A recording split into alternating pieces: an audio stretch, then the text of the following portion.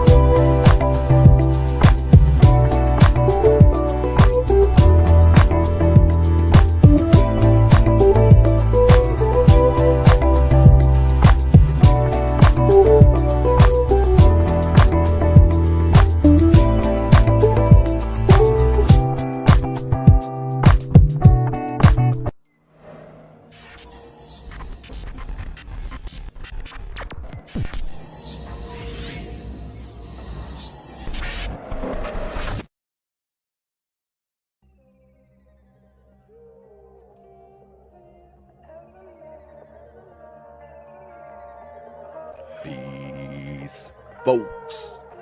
This is X from TPOT Media. Open your mind and wake your black ass up. You know what time it is. Hit that damn like button as you make your way in the door. Grab a seat, settle in, get ready. It's the Grown Man Hour with your host, my man, Bernard Riley.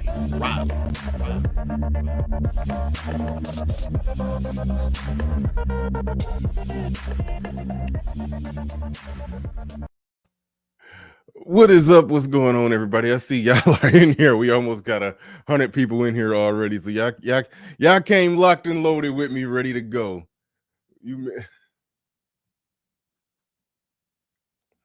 Charles Merchant, you said you missed a doozy over in Lilo and Stitch channel. I saw a small bit of that. If you're talking about the breakdown, I saw a small bit of that. I saw what was brewing. I came in right when ARC sent a super chat disagreeing with their guest. And so I can only imagine that when they opened it up, if he came up, I can imagine that he probably got hype. I have no idea what happened because I just saw a small bit of it. And they're cammed up. They're on camera. You know, shout out to them for that. I know that took a lot of courage. All right, let's get the show started. All right.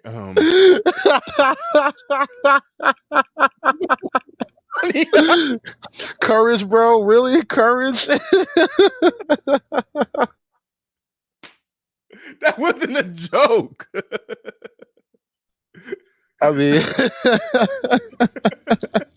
I'm not even going to make any further comment. I just want to laugh out loud at that one. Wow, courage? Really? Okay. That took a lot of courage.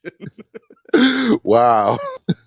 I actually miss Sister George. She quit coming around after Wrenchgate. She got her wrench took over here. I actually miss her. That was one of my friendly combatants. I'll call her friendly combatant. I actually miss her.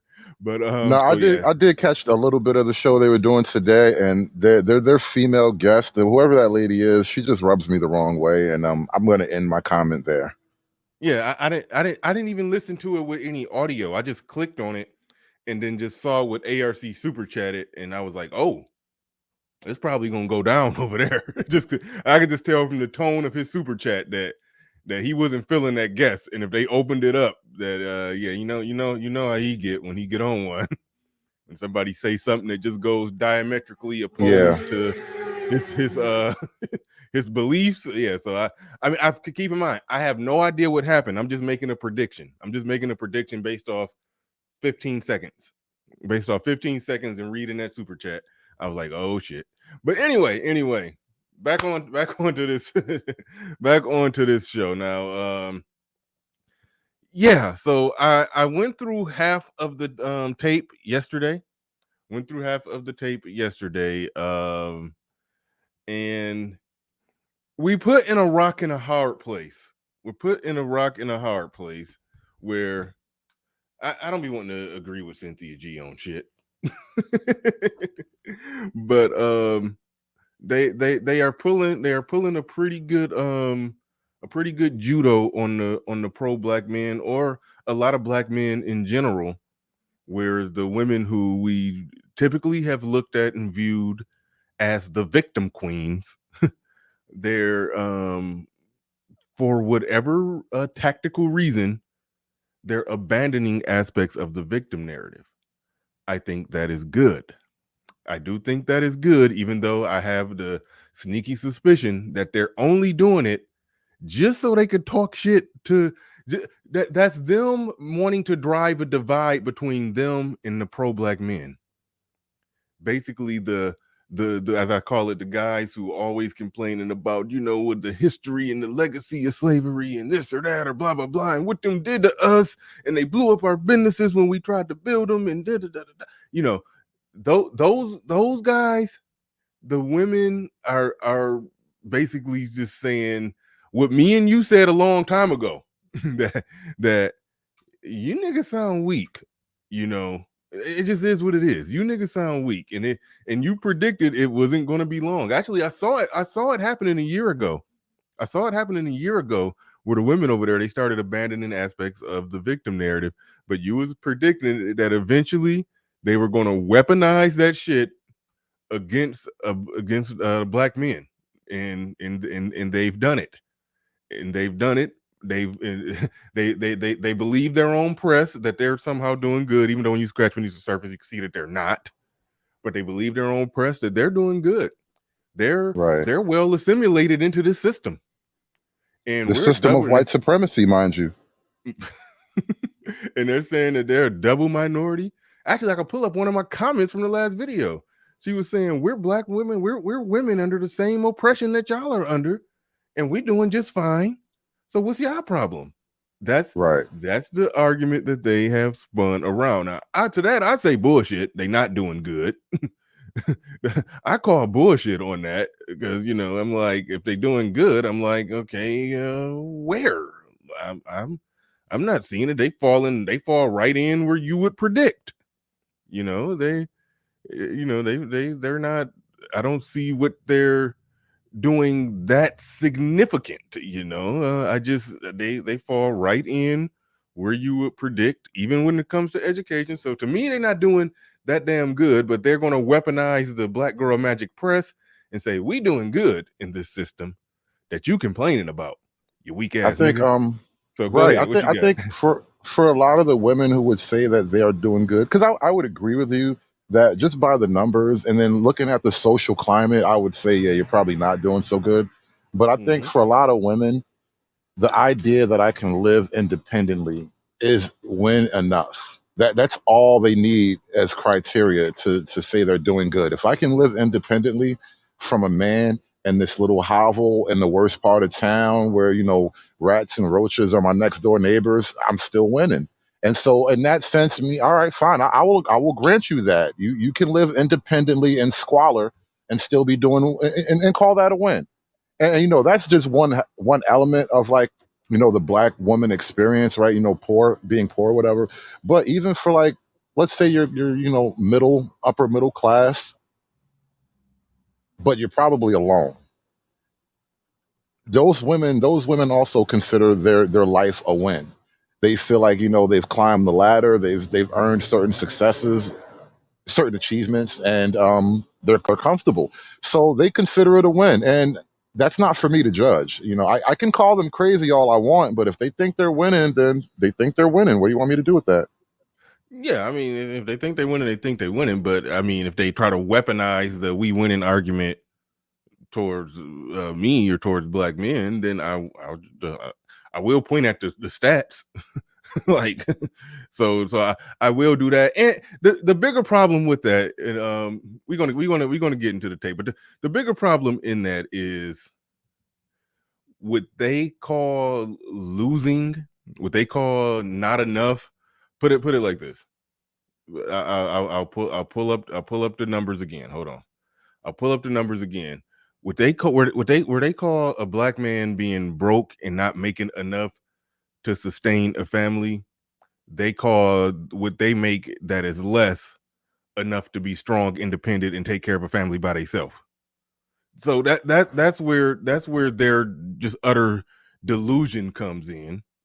Now, Well, and Bernard, because again, the metric is independence. It's not mhm, actual measurable, tangible metrics. It's only yeah, independence. right. And yeah. So yeah. No, I agree with that 100%. But getting into the conversation, because the last show that I had, when they did a stream called "Is There a War on Black Men?" and the women on the stream, they got here. I'm saying the women on that stream, Cynthia G and the in the trans person. They Umar was framed. They got him good. They got him good. They set him up. It was a trap, but had him up there. They probably told Umar, "We're gonna have you come up, and it is going to be a discussion about, is there a war against black men, and we're going to have 2 men on the panel and 2 women on the panel." He probably said, "Great. I'm looking forward to having a discussion with a fellow brother and another and two beautiful queens." That's probably what he was thinking to himself. And he just walked right in and had no idea. And Umar, he has videos where he's basically, called out, even not just trans, but even just being gay. He just look at it as something that's uh, more or less not right. You know, you are basically touched. He said in his psychological work, 90% of them that he's talked to were molested in some way. So he looks at it as not even a real condition. It's just something that comes. So he has his views on that, and his views are pretty harsh. I had to look up some of that stuff, or just remember some of the stuff I've heard him say on that. So he definitely walked into it and didn't realize the shit that he stepped in, and fucked around and called Here's the problem. called a trans woman beautiful. So I mean, yeah. If you're pro-black, I don't understand how your ideology has room for the homosexuality. Let's just say it, plainly. If you're pro-black, and being pro-black, you would think that the goals and missions of pro-blackness would be to grow the ranks of black people and have those ranks of black people populated by individually strong characters, male or female. They must both be individually strong in their own right. And I don't know that promoting homosexuality gets you to individually strong characters. It doesn't seem to work that way. Yeah, I mean, I understand what you're saying. And there's some aspect of pro blackness where the argument is very well understood that, yeah, I don't know how y'all are pro black and not against and not pro life, and not against aspects of the gay agenda or just being gay in general. I mean, if you're truly pro black, if you follow their pro blackness all the way home, all the way all the way down to the dick policing a black man who has a Latino girlfriend, then yeah, I don't know how you, under the same ism and schism, don't got the same amount of critique for the whole damn LGBTQ community, because if this black man who has a Latino girlfriend is not going to produce a black family, well then goddamn, you know, it's like obviously, obviously these gay people are not, going to produce a nuclear black family. But Right. we know. So like a black woman can stand alongside her gay friend and say that passport bros are somehow a threat to the long-term viability of the community. Make that make sense. Yeah. So that's the shit that they step in. That's the shit that they definitely step in. But we're about to get into this. But there I said it in the building says, not sure why Sinji opposes sisterhood allies like Umar, active simp chip holders are being awakened every day in this space. She has a problem with Umar because Umar is a black man. Shout out to David Carroll with all the pro blacks who thought that they weren't included in her criticism. All the pro black men who weren't included in her criticism. David Carroll used to always be like talking. He used to like be talking to the pro blacks. He used to be like tap tap tap. Hey, she talking about you too. Like, because they used to be like, we stand with our sister Cynthia, and she's telling y'all a lot of things y'all need to hear. He's be like, she talking to you too, nigga. She talking about you too.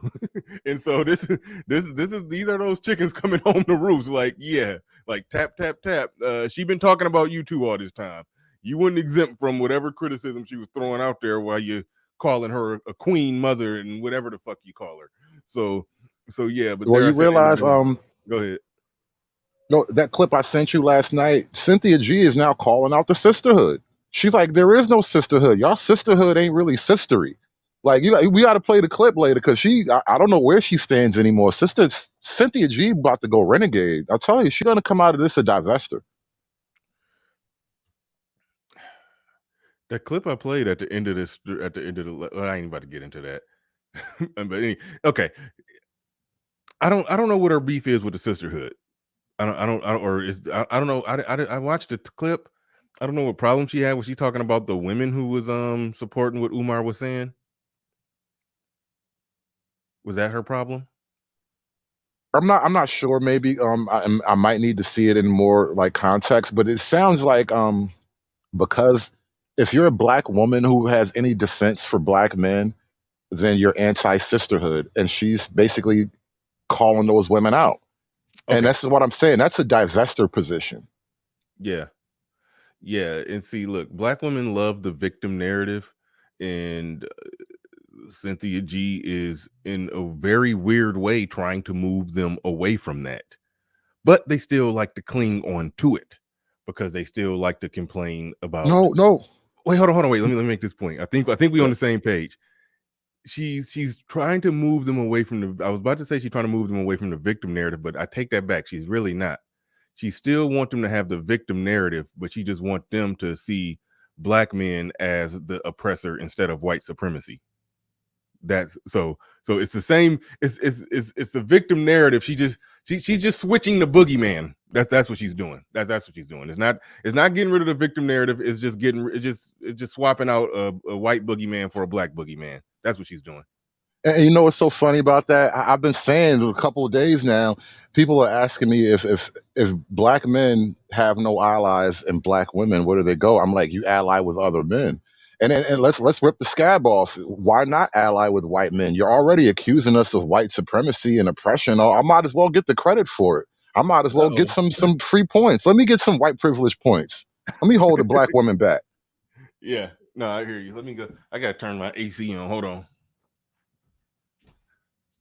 Hold on, yeah. Hold on. But Go listen, ahead. we might as well embrace our whiteness. As black men, the only path forward is to embrace your whiteness because the women are going to accuse you of being white anyway. Like, think about the type of, look, the character, the archetype of the black man who gets accused of being white. What do they all have in common?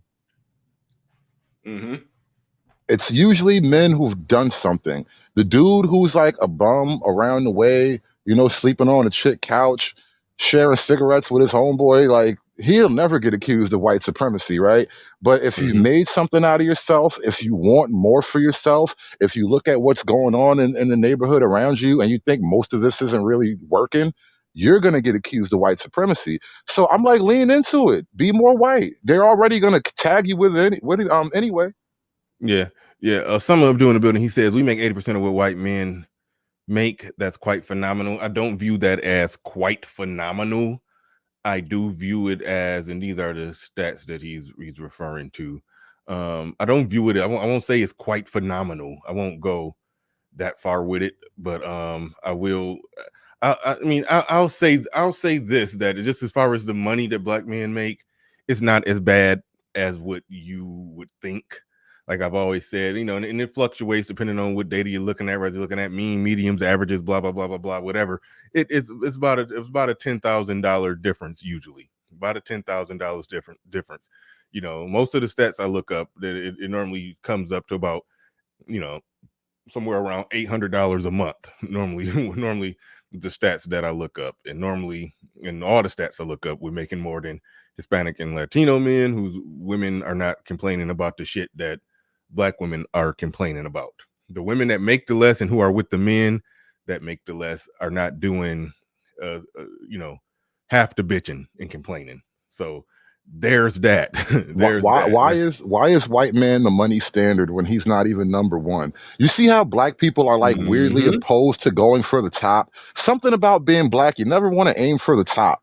Like, listen, the Asian man out earns the white man. Why is the white man the bar? That's silly. No, agreed. But all right, let me move this down. Shout out to everybody who's supporting the stream. I don't got an admin in the back today, so I will have to work really, really hard to make sure that I catch everybody's contribution to the stream. We'll have to make sure I All do right, I'll that. keep an eye on it for you too. But yeah. I mean, they got it to where you could star them, but them motherfuckers be moving, especially when I can tell there's gonna be a lot of people in here once we get going. But shout out to Deanie in the building. He says black women have way better PR. Man, that's what I've been saying. They got way better PR, public relations. They believe their own press. That's why they believe those black girl magic parades, even though they're not doing that well in terms of money, in terms of education, in terms of all that shit. But in reality, they are becoming the face of woke diversity, and they're sadly eating it up. See the Little Mermaid, Lord of the Rings, etc. Now they got a brother elf on Lord of the Rings. Yeah, they shout out to Hood Server if you did a stream. Like Oh, you you saw shadow that, banned. Yeah, I don't get your notification. I don't see that you're on until like you're on for like an hour. Like YouTube bro? I don't fuck got with me. demonetized real hard. Like they slammed me into the demonetization tower. Like I'm just down and out. But yeah, I'd like covering that stream because I realized with the whole Lord of the Rings thing, the only reason they added black people is so they can introduce racism to Middle Earth. That is the only reason black people are there, so we can talk about Middle Earth racism. Is I think they're going to do a good job of not even mentioning race. That's my prediction. We it's, the woke people said the orcs in the original Lord of the Rings, those were the black people, and because there was no other black people. But you had the best take on it, where you said that okay, if there was no black people in the originals in all of Middle Earth, we didn't see any black people, and then they go and make prequels that's taking place hundreds of years later, thousands. I think this may be even I forgot exactly how far away it is. This is like 400 or 500 years later. I mean, 500 years before the originals, and there's black people sprinkled around everywhere. There's only one or two explanations. Your explanation was you said it had to be some racial They black got genocided. genocide. There was some genocide They in Middle killed Earth. all the black We people. got elves, we got dwarfs, we got orcs, we got all of this, but we can live with this. We will not tolerate niggas. That's what they said. They just went killing black people of all stripes. So either that, but Game Changer had a more a more humane theory where he said no, they just got bred out. They it was like somebody saw a nice dark skinned hobbit and they fucked her, and then it was like, oh shit, it's a nice light skinned hobbits, and then they fucked them, and then it's like, damn, this is some very beige hobbits, and then they fucked them, then eventually they was white. So yeah, that's that. I like Game. Your theory would make for a better show, but game changers theory is probably what happened. But shout out to Look, see, SKC. I could make a better Lord of the Rings because I would actually add racism into it. All the black people would have to unite. It would be black orcs and black hobbits and black dwarves. They Ooh, would that's dope. all have to unite and fight against Sauron and his racism. Yeah, it's funny how when I keep showing this little economic chart right here. Funny how the agents who make the most money are not bitching about not having an Asian character in Lord of the Rings. Just an observation. But anyway, SKC in the building says, "Women on the stream got them. This should be a fun run. Trans equals pro-black now. Cat is out the bag now. They got a say in black fam now. Yeah, she was talking tough shit. She really was. See, I'm all. They got They, me on bro, that. they. They got That me. They got me with no. I will never do they them pronouns. But hell, if you put on the fucking, well, no, hold on. You are two people. You're a man and a woman. That's they over there. That's them. I'm not doing they, but they got me with the she because somewhere along the way I said, okay, if you're presenting as a man, okay, I'll say he. You're presenting as a woman, I'll say she. But they got me. I mean, they I shouldn't, you know.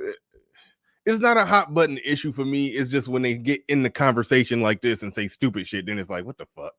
So I don't really. It's like I truly have a don't care aspect of this. I truly have a don't care.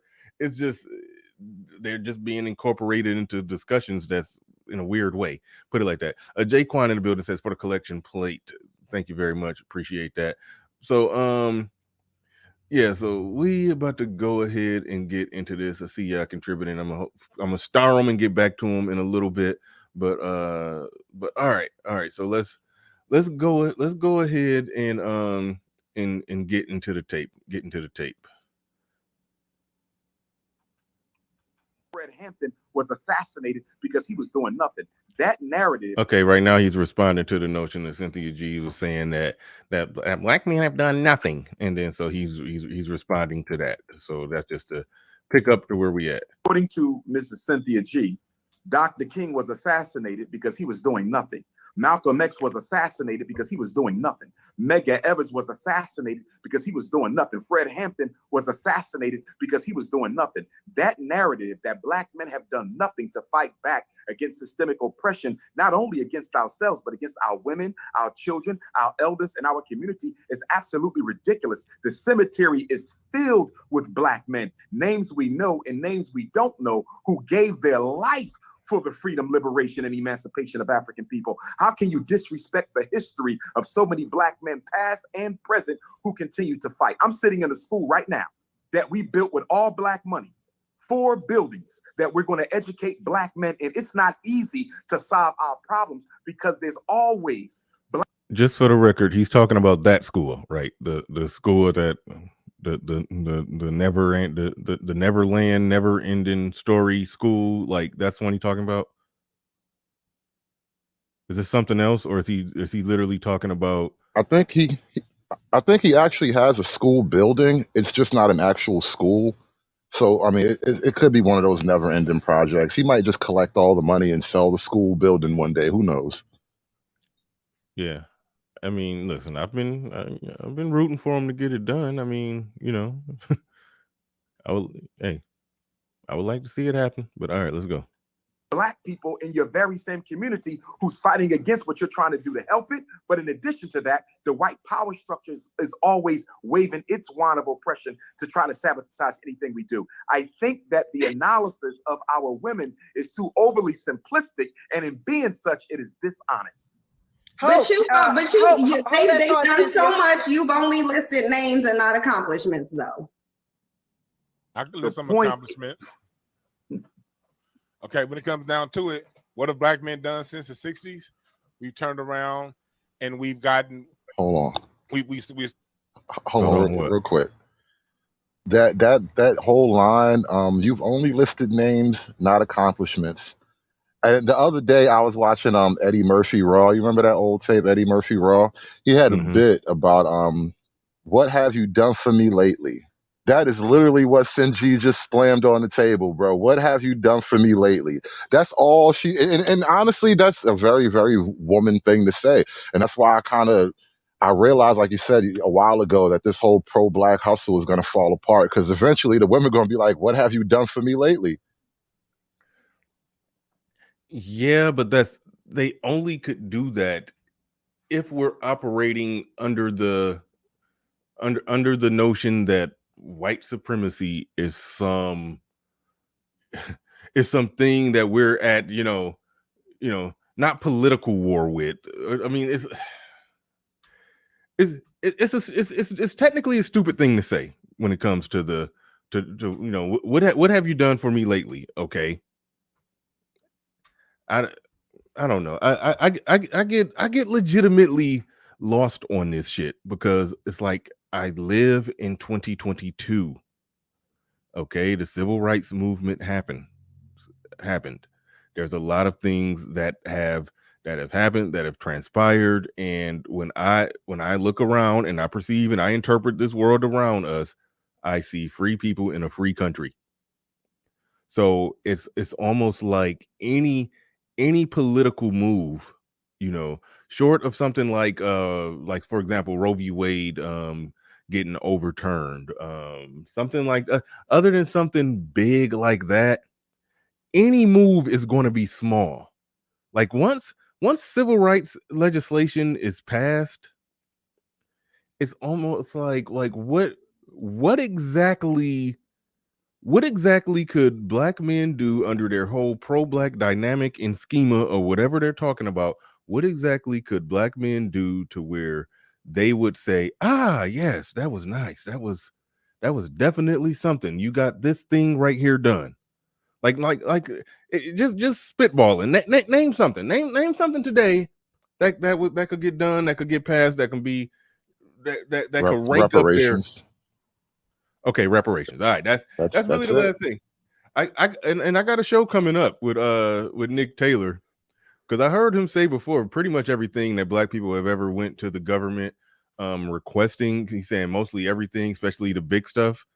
Everything except for reparations that we've actually got it, except for full-blown reparations. Yeah, so we're gonna be talking about that and breaking that down, because like we're in a place where there's other than reparations, that would be the last one, but there's no I don't see no silver bullet to defeat whatever racism they think is holding black people back. I don't see the silver bullet. I see it'll be death by 1,000 cuts. Like I don't see no silver bullet, because there isn't a big bad werewolf in front of us anymore. You see what I'm saying? So or a vampire or whatever dies from a silver bullet. Well, that's the thing. You know how they say, like, you got to just take your L and move on? Well, it works the same way with your wins. You got to take your wins and move on too. So, in regards to the civil rights era, and I think I heard Obsidian say this like succinctly. He put it the best way I heard so far. It worked. They actually won. It worked. All right. You just can't really get past that. They asked for what they asked for, and they got the majority of what they asked for. They got legislation in their name. It worked. So now that it worked, you can't just hold on to the racism fight like you got no wins out of it. Like, bro, you won. You got a lot of what you asked for. And so to carry on as if the racism is still holding you back, now you're creating an impossible task. You're setting yourself up as men, as pro-black men. You set yourself up on an impossible mission that the only way to win her love and respect is to achieve this unattainable goal. You will never get off the hamster wheel. And that's why they will forever lose in discussions against black women, the pro-blacks, who believe that they're oppressed.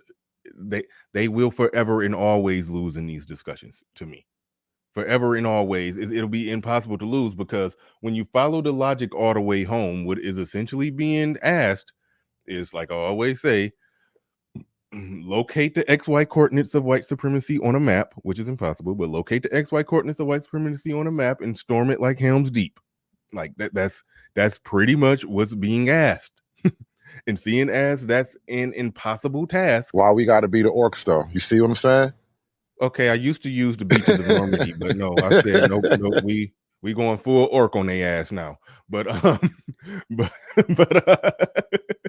but yeah, but that's the impossible ask, and no, it's so they're in a perpetual state of them of just getting clapped at by their women, saying you ain't done shit, in a perpetual state of that. Is no way around it, and the only thing they can do to respond is say, oh, well, back then this happened, or back then that happened, or this or that, or blah blah blah. It's like no, it's like it's a they putting them in an unwinnable, undefeatable trick bag that they're going to forever and always be in, and they're not going to be able to get out of that trick bag until they also drop the oppression narrative and say no, that we're free in our own actions and decisions is what's causing us to be behind other groups to the extent that we're behind other groups. It's individual personal actions and decisions.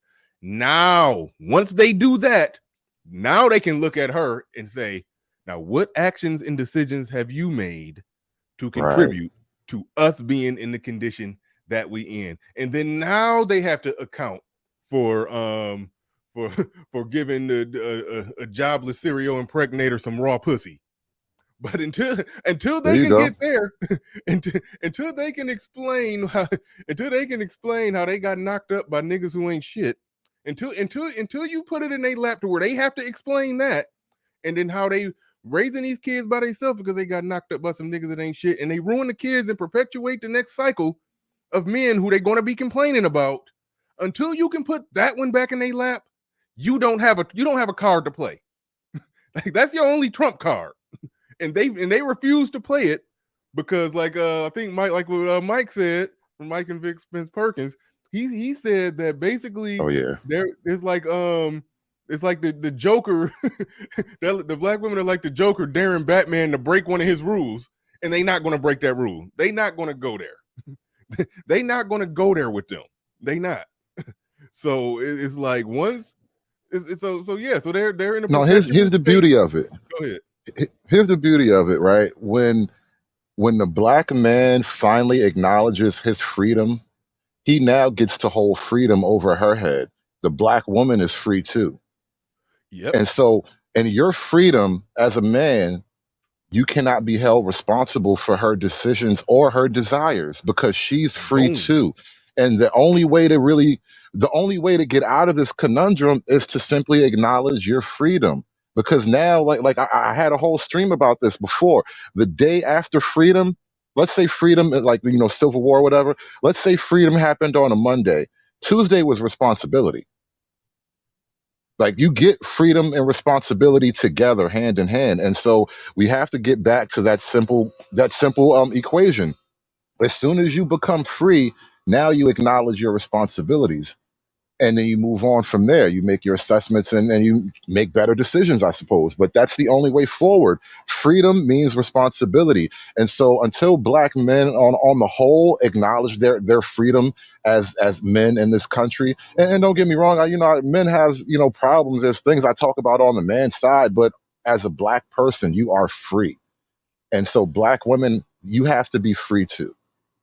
Yeah, and keep in mind, when I accept that we are free and nobody is oppressing or holding us back, and then I say like, damn, we got work to do, and that's where that's where the bit of pro blackness that I have in me actually comes in, where it's like, okay, black unemployment. I showed the black male. What is this? African American employment. I think it's something like at 66% for black men. It's like no, that's bad. That's bad. All right, I'm coming back to that super chat, Black Wolf. Like that's bad. Now, yes, people talked about doing this or doing that, or hiring black men, but part of the reason that black male unemployment is low, and I look in the mirror, I say, yeah, black male business is low.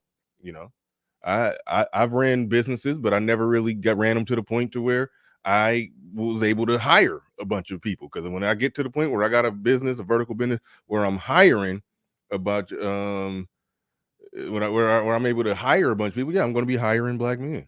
That's what, you know, so it's just well, qualified black man. I ain't gonna be hiring any Right. niggas, but I'm just Right. saying. Well, But let me ask you this now. Let me ask you this. When it comes to this, like say the business example is a great example, and the question that popped in my mind is, are black men in this position because they are oppressed, or is it because they are uncompetitive? Because yeah, the way I walked into that question, I was just thinking for a minute, like to the extent that I would consider myself pro-black, which I don't really wave that flag, but to the extent that I do consider myself pro-black, it's more like I don't base my sense of blackness in oppression, and I won't base my sense of pro-blackness in oppression. I base my sense of blackness in competition. yeah. I am a competitive black versus an oppressed black. And I think Mhm. once you frame it differently, you have to produce differently at that point. Yeah.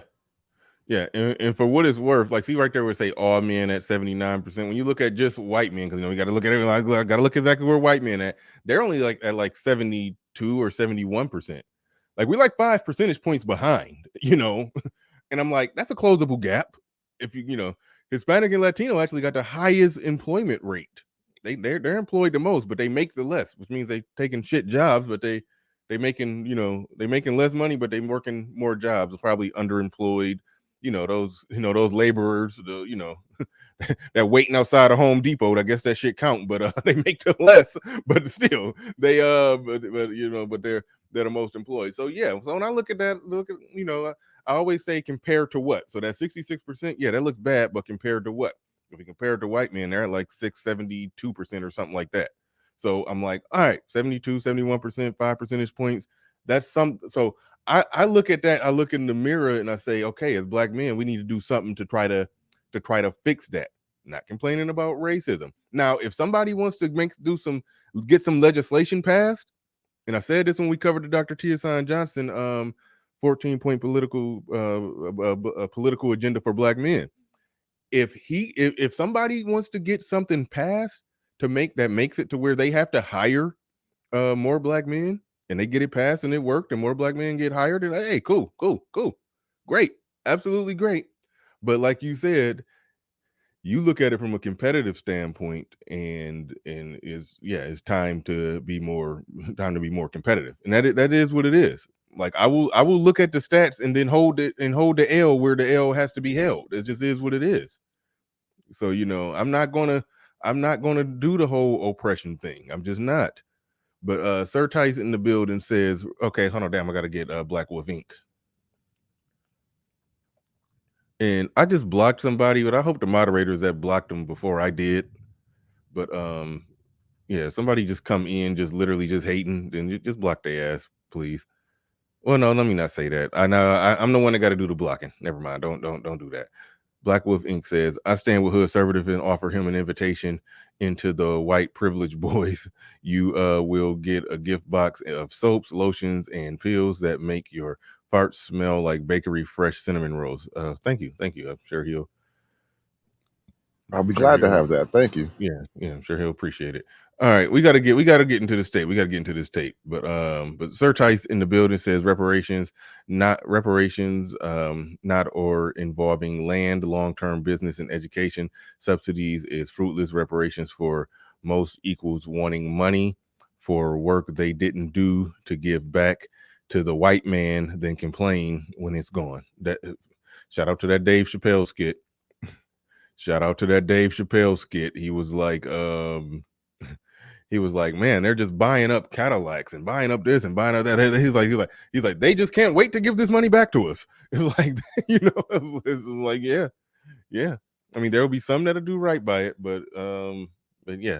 But anyway, let's get back into it. We segued and we detoured, but a worthy detour. But right now, he's when she put the charge out there, well, what have you done? Now this guy's like, I can answer. So the 60s, we've turned around and we've gotten we're still inventing things. We still open up businesses here in LA. You got black businesses all around town. It's just that when we open these businesses up, you have a city that these black businesses suddenly catch on fire. You have issues when it comes down to what's going on right now with one of my.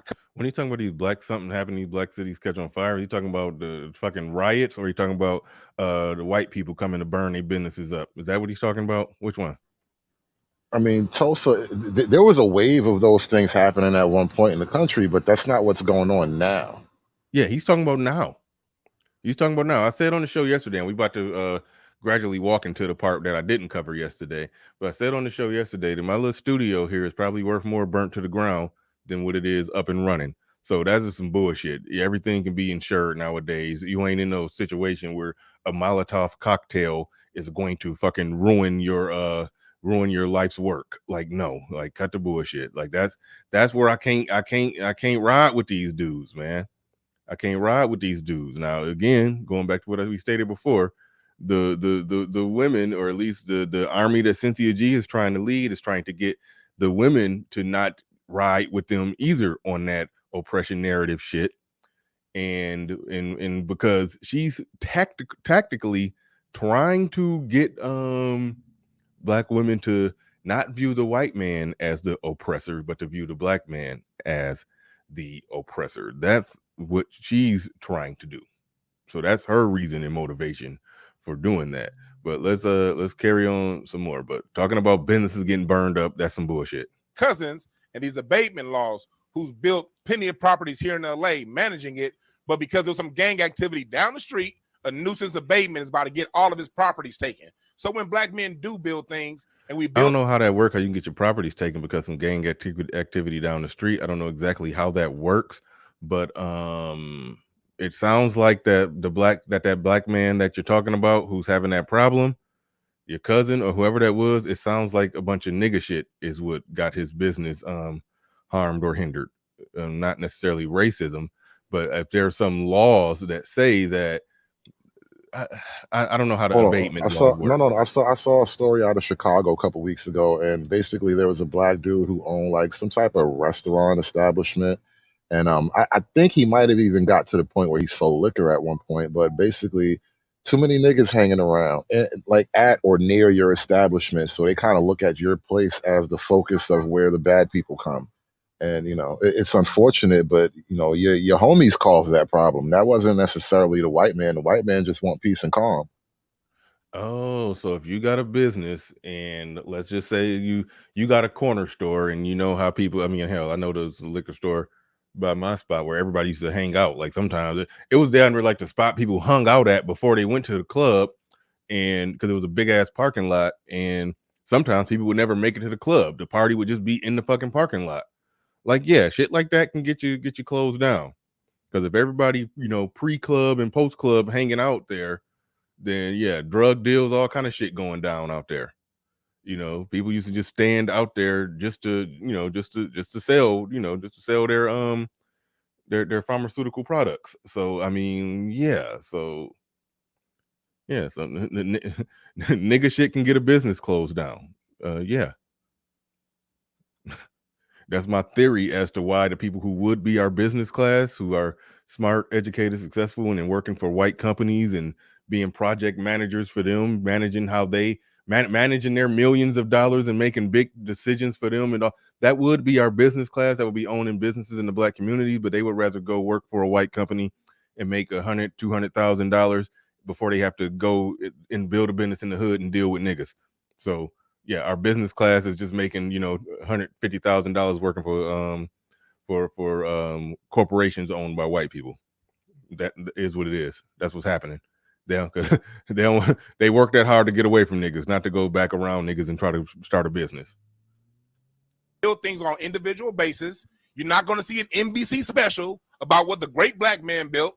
When Irv Gotti, Suge Knight, and J. Prince tried to put together a distribution, they all got charges the next week. So it's not like we don't build things. I think Pocket Watching with JT did do something breaking down the illegal shit that they did. So yeah, they got charges because they did some illegal shit. So anyway, we do build things, something always ends up seeming to happening. And in spite of that, you've seen the most black business male ownership that's gone up in the last 60 years since the coronavirus. We still doing it. I personally got 3 businesses, so I don't know what you're talking about. I employ young black men.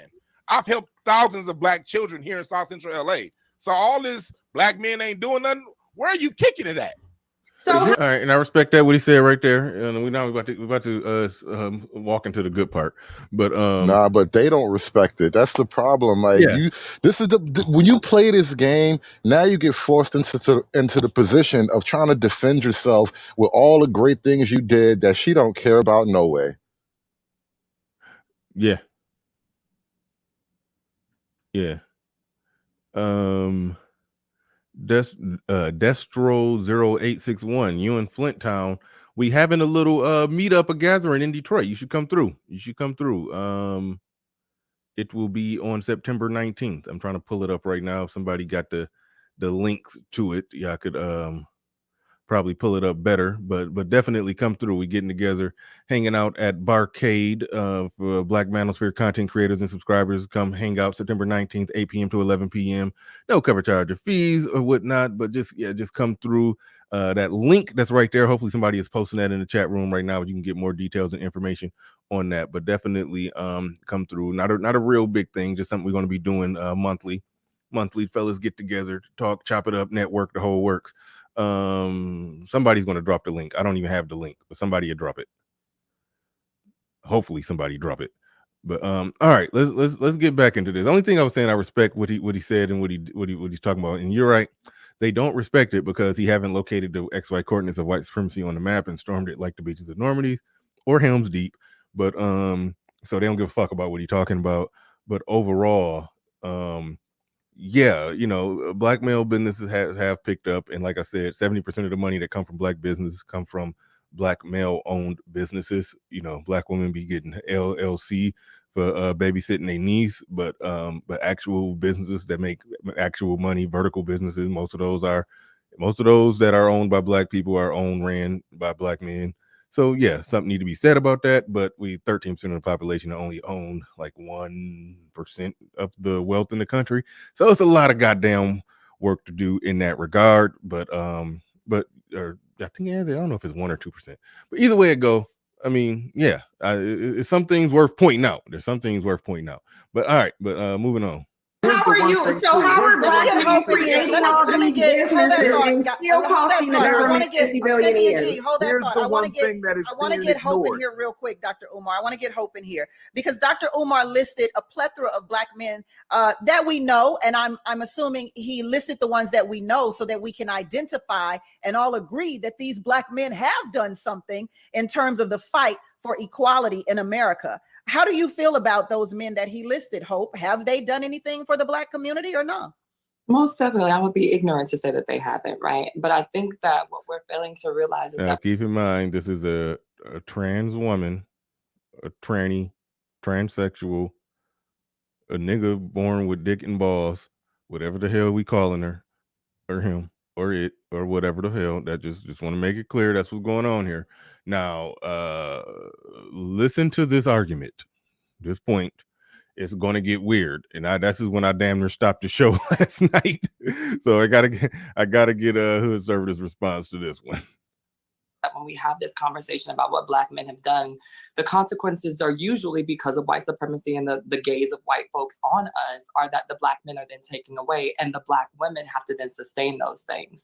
To say that black women are unappreciative of that, it would be, I think that is the dishonesty, right? The way that black women show up for the black community and the black families, regardless of how we feel about the black men that we might be interacting with or the black men that are doing bad things, while still staying here to cultivate the black men who are, is, I mean, to overlook that to me is just dishonest. The idea that a lot of you all were raised by grandma and them and auntie them and all of these amazing black women that are in What you community mean, you and all? share space with you and share space with your children, that's being looked over. But also this isn't. What'd you say? You all like who? What do you mean you? Like, hold up. You was a little dude getting raised by your grandma too at one point, right? Oh, okay, yeah, yeah.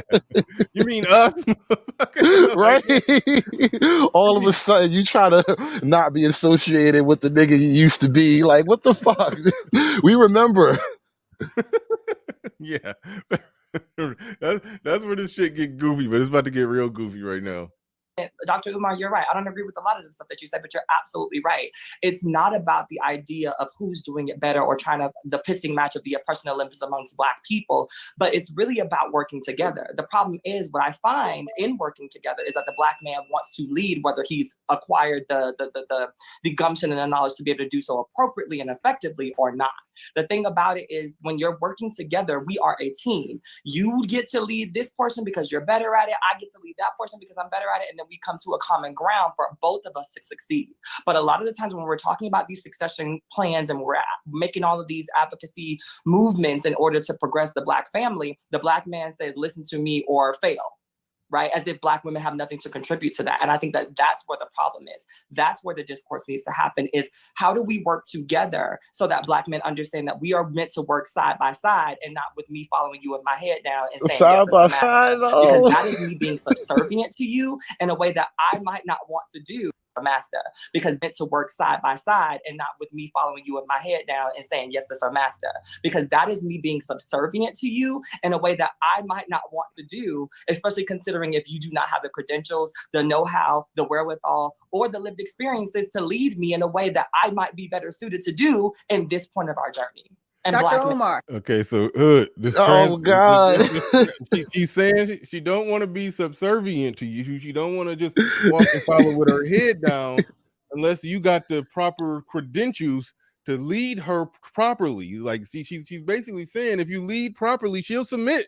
Hood conservative, you just got to step up to the plate.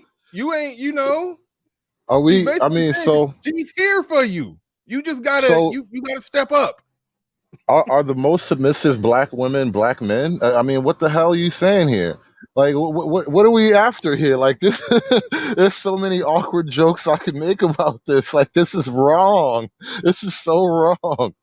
Like, why do you want this person to represent you as a woman? Like, ladies, why is this supposed to be your ally? Think about this.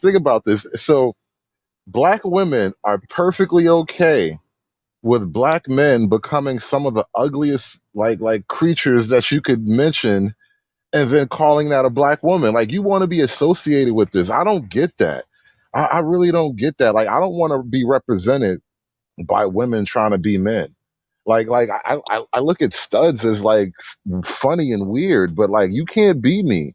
And if a man can be a woman, are y'all even special anymore? Like, if any old nigga could do your job, if any old nigga could just be you, like, you ain't shit. What are you? Like oh my God, this is so weird to even like, and then you're trying to like describe how the family. So a man who is a woman is trying to tell men that women should lead. Wow, that's a pretzel, bro. That's a pretzel right there. But the implication was in there that if you lead right, she'll follow though. Right. So more submissive. I mean, oh man, listen, is this what you got to do to get submission? She was making the conditional femininity argument for you. You just got to right. No, it's double conditional. It's double conditional. If you're a Black man who wants to get submission from a Black woman, you got to find a Black man who becomes a Black woman. Like, this is so wrong. This is all the way wrong. The biggest this is the biggest problem here, and this is kind of a rabbit hole, so go with me. And you actually probably ahead of me on this because you good at picking up the programming when it comes to this kind of shit.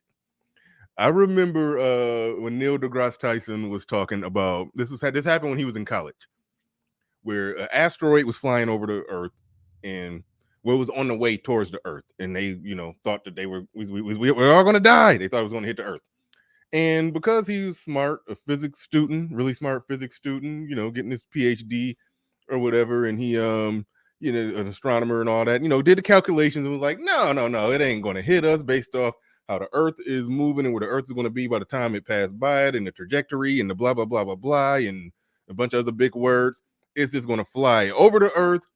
It's going to, a little bit of the debris is going to land in the desert in Arizona. We'll all be fine. Everybody's going to live.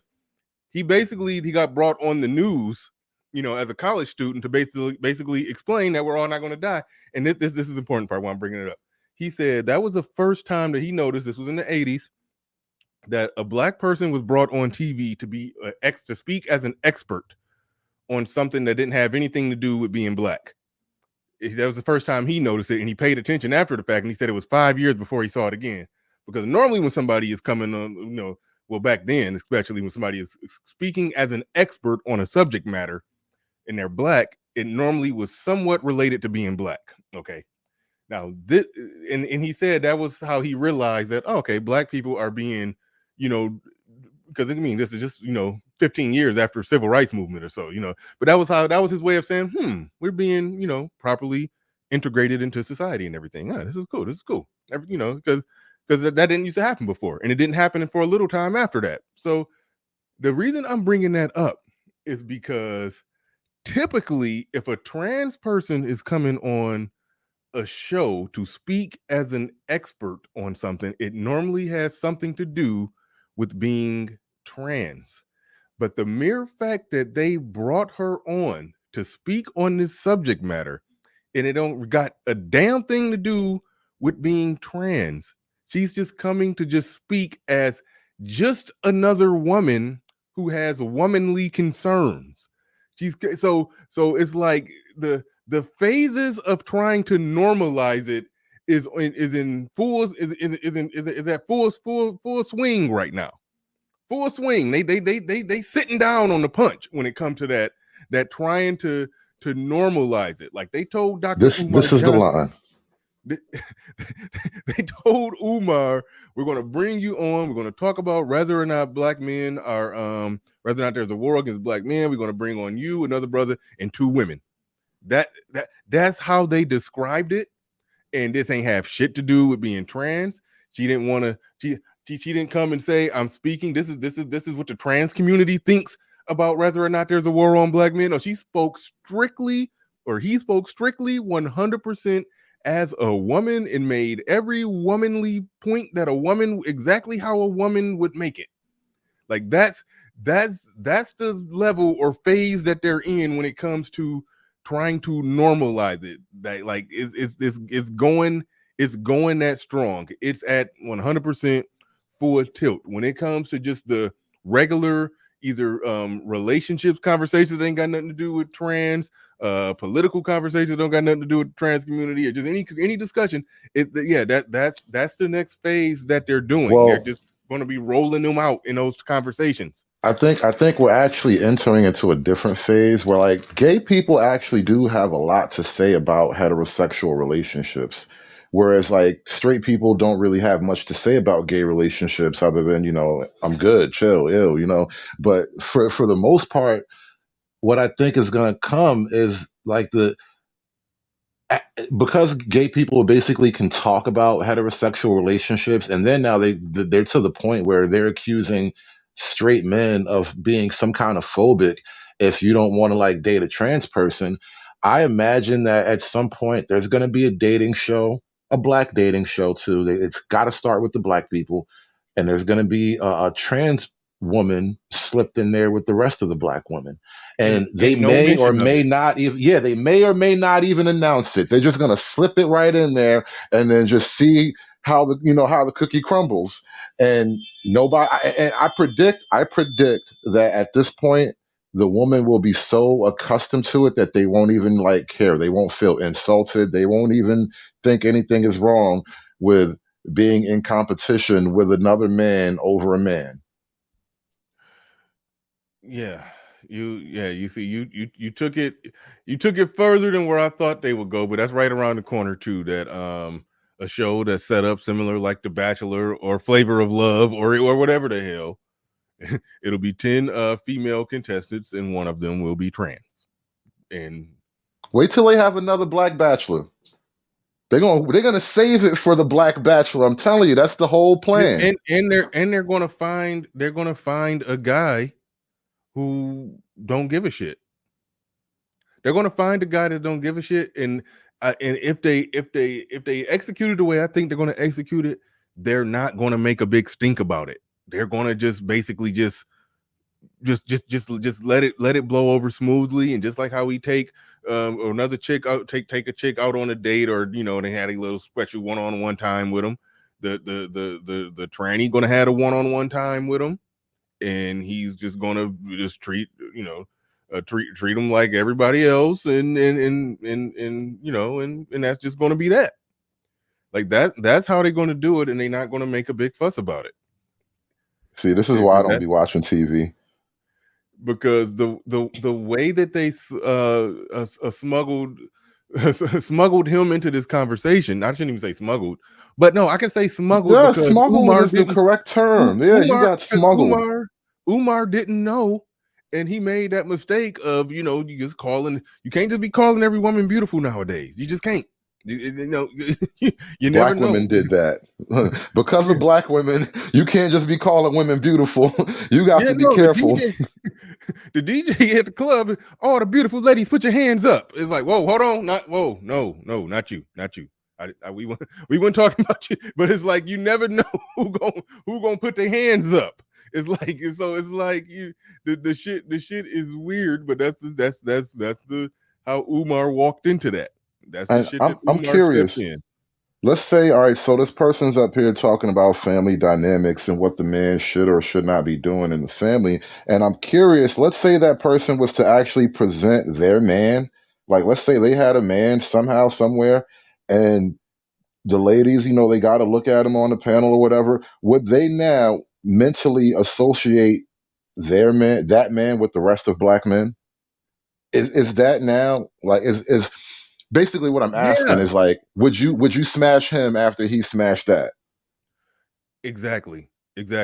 And no, you know what? No, the answer to that question is no. They would not associate him with that, because any man that will get with the person on the screen, any man that will get with that, he would get lumped in with the whole L Gibbet community.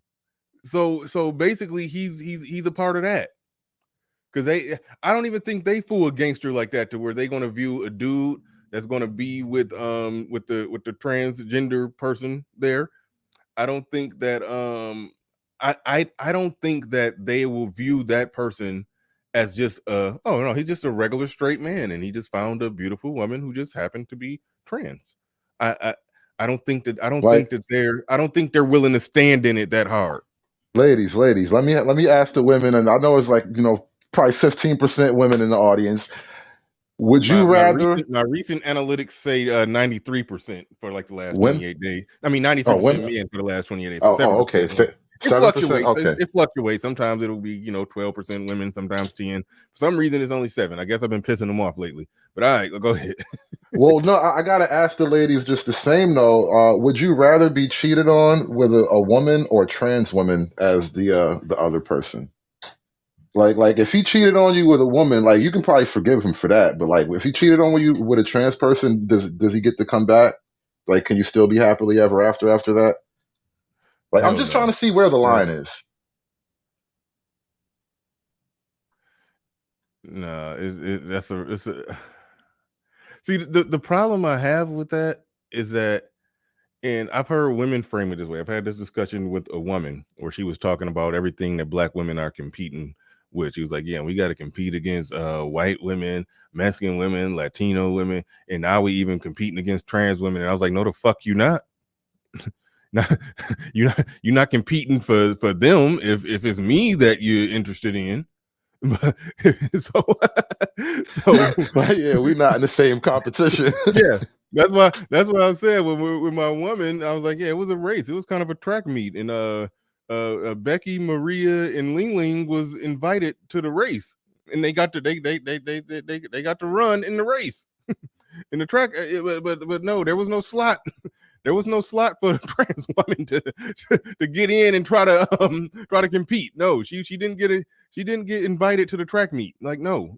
It's so that's the problem I have with that. It's like, no, if a dude is messing with a transgender, I get confused with what to call the shit. Okay, if a dude is messing with a trans person or whatever, he's gay.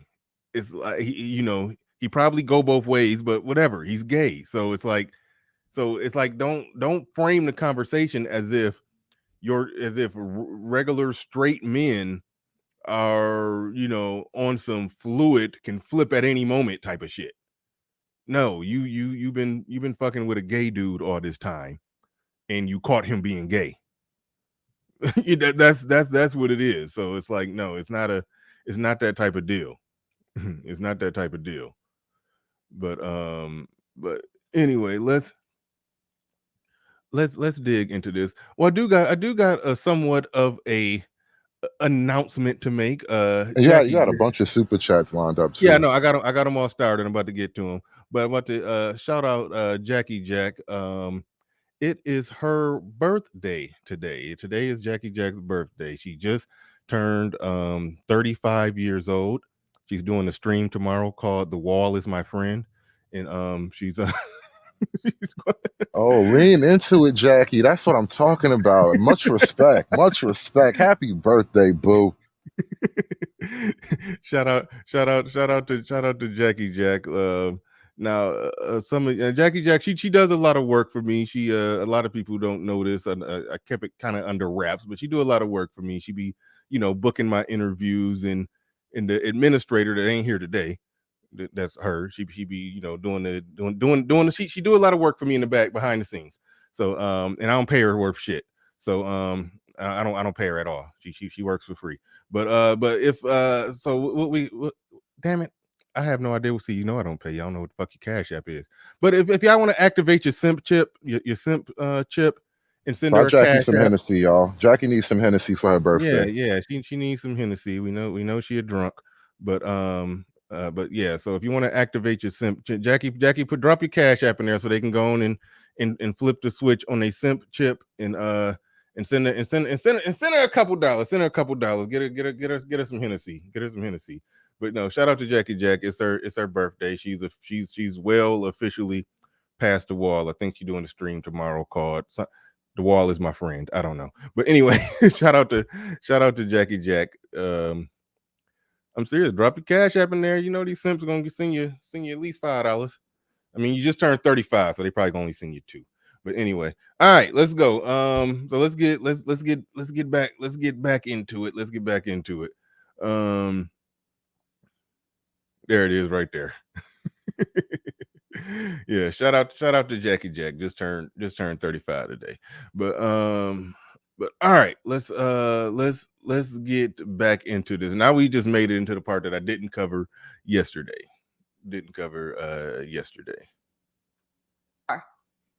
Well, first of all, I do not endorse any kind of a second-class citizenship role for Black women. I believe Black women have as much to offer as do Black men. So I'm not sure who the Queen is referring to, because I am not. She was technically referring to like Kevin Samuels types or Manosphere types. Nigga, this is your queen? Hold on, stop. This is wait, your hold queen? on. I Really, forgot. Hold on. He just said queen. Hold on. Endorse any kind of a second-class citizenship role for Black women. I believe Black women have as much to offer as do Black men. So I'm not sure who the Queen is referring to, because I am not. Okay. Umar released a statement in full defense of Umar. He released a statement. He said Fox Soul owes him an apology. They did not tell him Umar was framed. Okay. They did not tell him that was a tranny that he was on there with. They didn't tell him. So as of right now, that's his queen.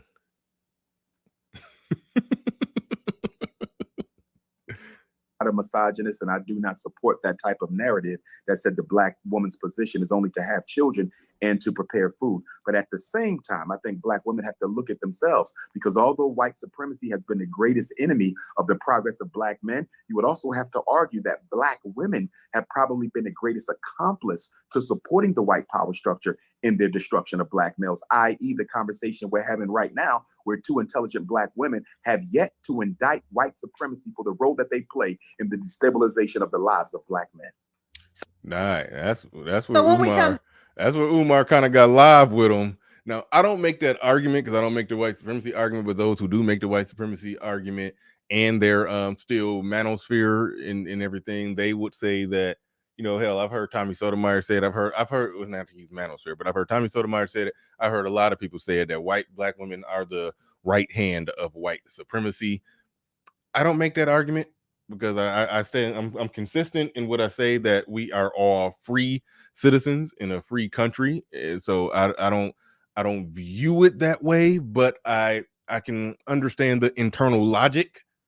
But what do you think about what Umar said? That was, we 31 minutes in, and he finally decided, you know what?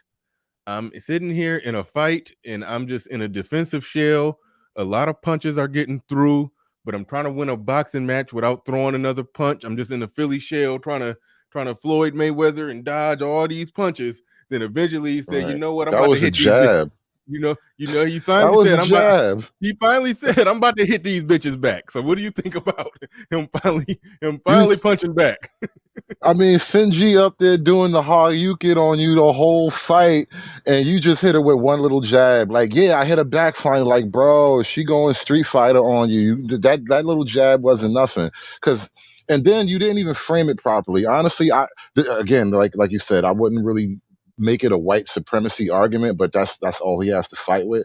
But I would actually just put it like this: Black women have abandoned their let's say social responsibility. I forget is the proper term for that. They've broken the social contract, Yeah. basically, like that. Black women went on their own quest for power and authority, and so now they have to live with the choices, their own outcomes, and a byproduct of their power and authority is they get to raise these black boys who they now say aren't doing right. Well, who do you have to answer for? I mean, who answers for that? You raised those boys. You went on a quest to get all the power to raise these boys by yourself, and the girls too, for that matter. And now the girls are unhappy, and the boys ain't doing what you told them to do. Well, whose fault is it? Yeah. Agreed. Oh man. All right, let's go. Umar finally slipped a punch in. Back, we'll find out if the two beautiful sisters who are on the panel. Now, Umar said he didn't know, but obviously the host of the show knows. And again, remember what I said about just the passive normalization of it. The two beautiful sisters that are on the panel will blah blah blah blah blah blah blah. It's like will indict white supremacy when we return on the Business of Being Black with Tammy Mack on Fox Soul. Welcome back to Business of Being Black with Tammy Mack. I am See, Tammy Mack. look, The Business of Being Black. Why do the women support this? I don't get that at all. As much as because someone in the chat mentioned this a few minutes ago, but they were saying, like, leave the women out of this. This is a male delusion, and yes, there's male delusion definitely at play. But why do the women co-sign it? All right, because look, I think it's weird. I can't associate with like women trying to be men. I find that equally odd, and it's mentally frustrating. So I don't want to associate. I'm not co-signing that. But why do black women really? But why in this particular case? Why do black women co-sign a black man becoming a woman? Now because I mean, is that not diminishing what you are? Everything that you say makes you special. Everything that you say makes you better than a man. How can you think you're better than men when you allow men to be women? yeah. Cool Kamazi sent the Cash app.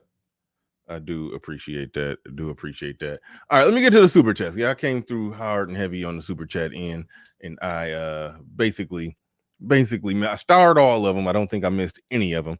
I read with that one right there. All right, Malcolm in the Middle 87 in the building. He says Turkey Leg Hut in Houston always get false complaints, even cause police to harass customers. Okay. Interesting point there. He's referring back to black businesses being affected by essentially the niggatry that takes place around the black business.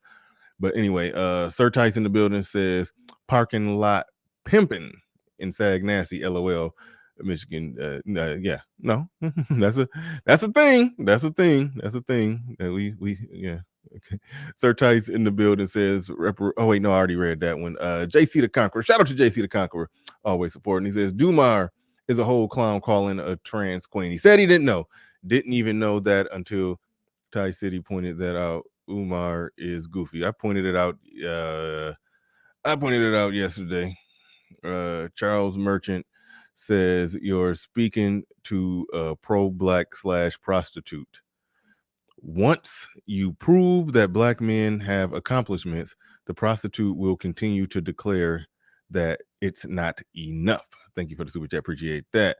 The Perfect Storm in the building says she is a perfect example of what black women do to the community. Thank you for the super chat. Appreciate that. Freeman's Journal in the building said the whole partner thing to avoid actual submission is amazing. Even a transformer can parrot it flawlessly. Support black male media. Yeah, that was an interesting thing. She parroted the talking points flawlessly, as if he and listen, y'all gotta forgive me because sometimes I'm going to say she because when I was I'm gonna fuck up. I'm trying to say he, but the she because when I understood what a trans woman was, because for a while I was calling a trans woman a woman that's presenting as a man, and then I was like, oh, I'm getting it backwards. They actually called the trans woman the man that's presenting as a woman. So I was confused about what was what, and so it's easier to just say he, but I was actually trying to understand what the fuck they were talking about. You see how you like. And then they inceptioned me. Now I'm saying she. I ain't, but no, I was gonna say the pro-blacks used to call this tricknology. Yeah, you just got hit with the tricknology. That's all. Yeah. They got me. But anyway, Future Perfect says the credentials needed to have the man's child are lower than those needed to follow their lead. Insane. Oh man, yeah, that's a point we make all the time here. Danny in the building says this is better than the Chappelle Show skit. Thank you for the super chat. Appreciate that. There, I said it in the building says BS. There can only be one leader. Good leader delegate. If your wife is a trained accountant, then delegate number crunching, but you lead. Absolutely, I agree with that 100%. Deanie in the building says this is why saying female is accurate.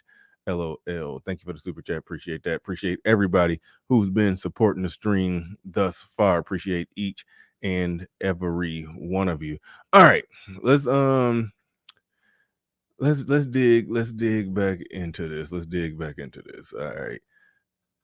Umar finally punched back, and now we're going to get their response. I think he basically in so many words saying that, yep, white supremacy exists, is holding black people back, but black women are the biggest facilitators or the right hand of it.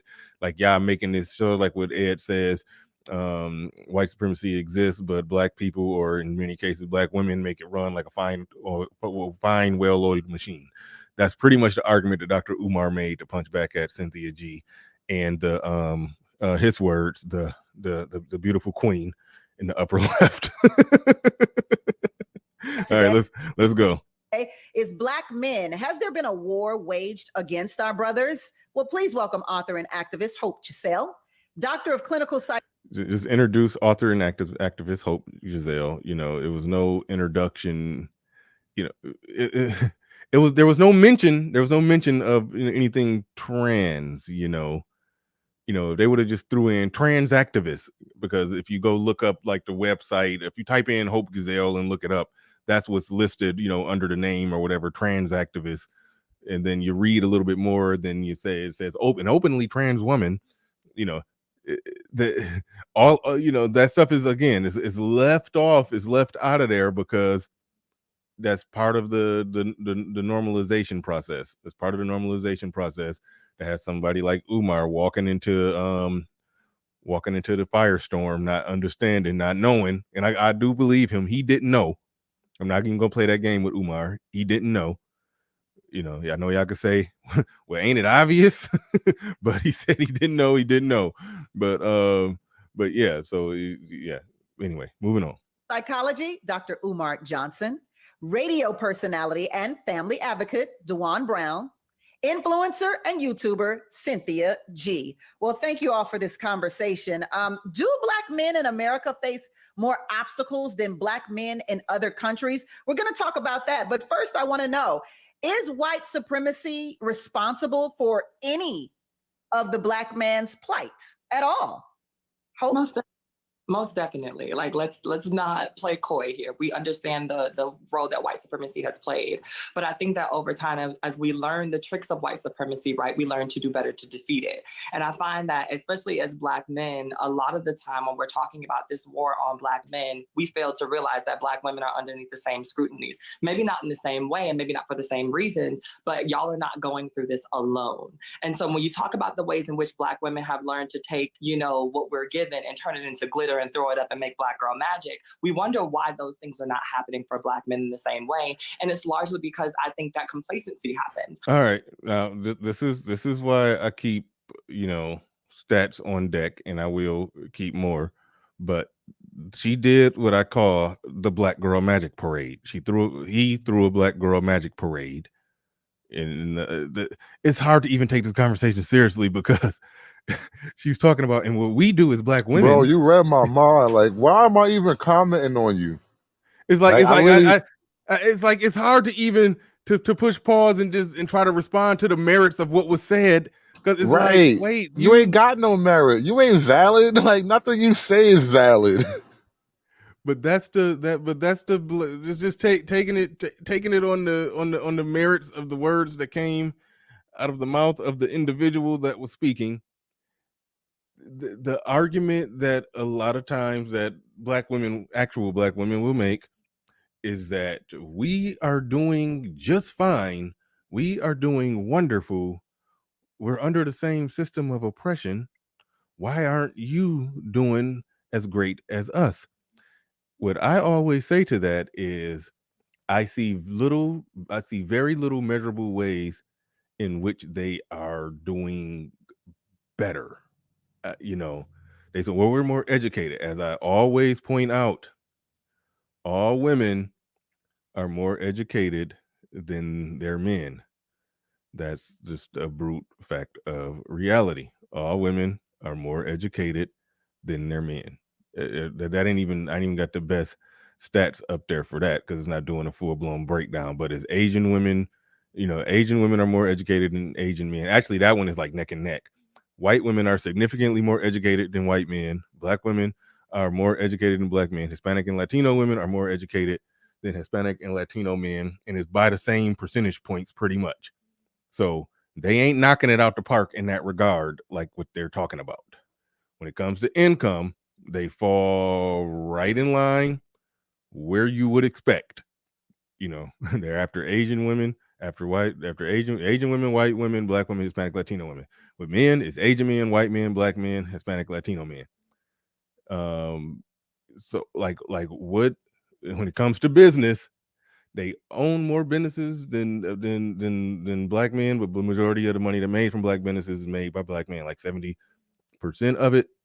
So when it comes to business ownership, they're still falling behind other women in the same metrics, and we're falling behind other men within the same metrics. Actually, Hispanic men own more businesses than us. It's like so the Black Girl Magic parades that they throw, I don't see the warrant or merit for it. It's like they're taking their good press, their good PR, and then throwing it in the face of Black men as if they're doing significantly better in this country than Black men. And it's like I don't understand that. Now, Black men are competitive. What we should be competing with is what we do compete with is other men. We do compete with other men, and yes, and we have our shortcomings in that regard. But it's just a weird thing that they are making it seem as if they're doing better than us, and they're not. I don't understand that.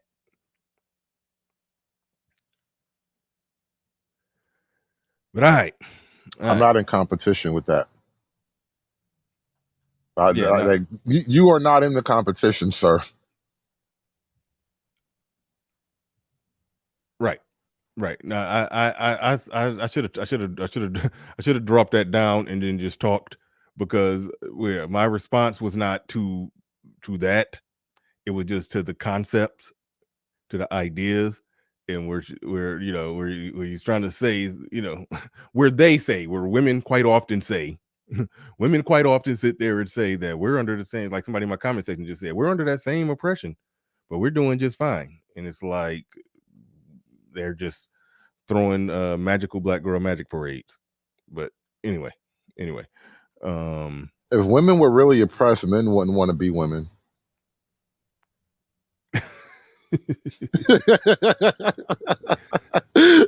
I just see a bunch of dudes taking the easy way out. Like, come on, man.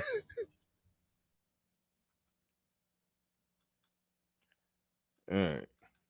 A lot of Black men, not all, are complacent with the idea of being saved by everyone other than themselves. They're okay with the idea of being saved by Black women, white women, women of all other races. They're okay with the idea of being saved. You cut your dick off and jumped on the other side. Shut the hell up. Okay.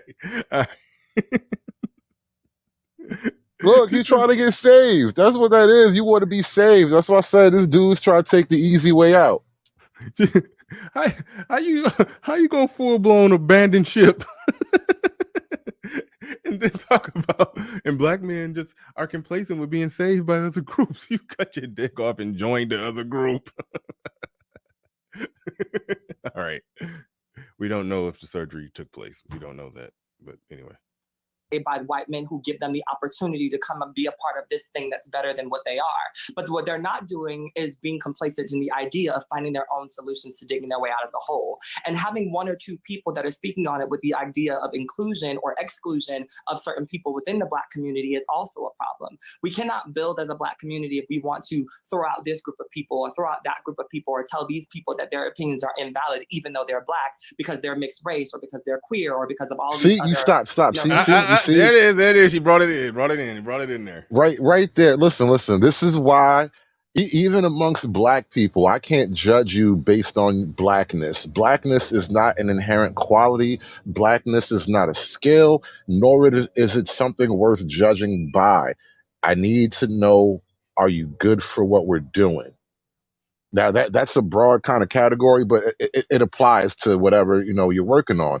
If you don't fit, you don't fit. And then this is what I was talking about earlier with pro-Blackness. Like, I don't really see your place in pro-Blackness. I don't even see my place in what you're trying to do. So let's separate and go. We got to walk different paths.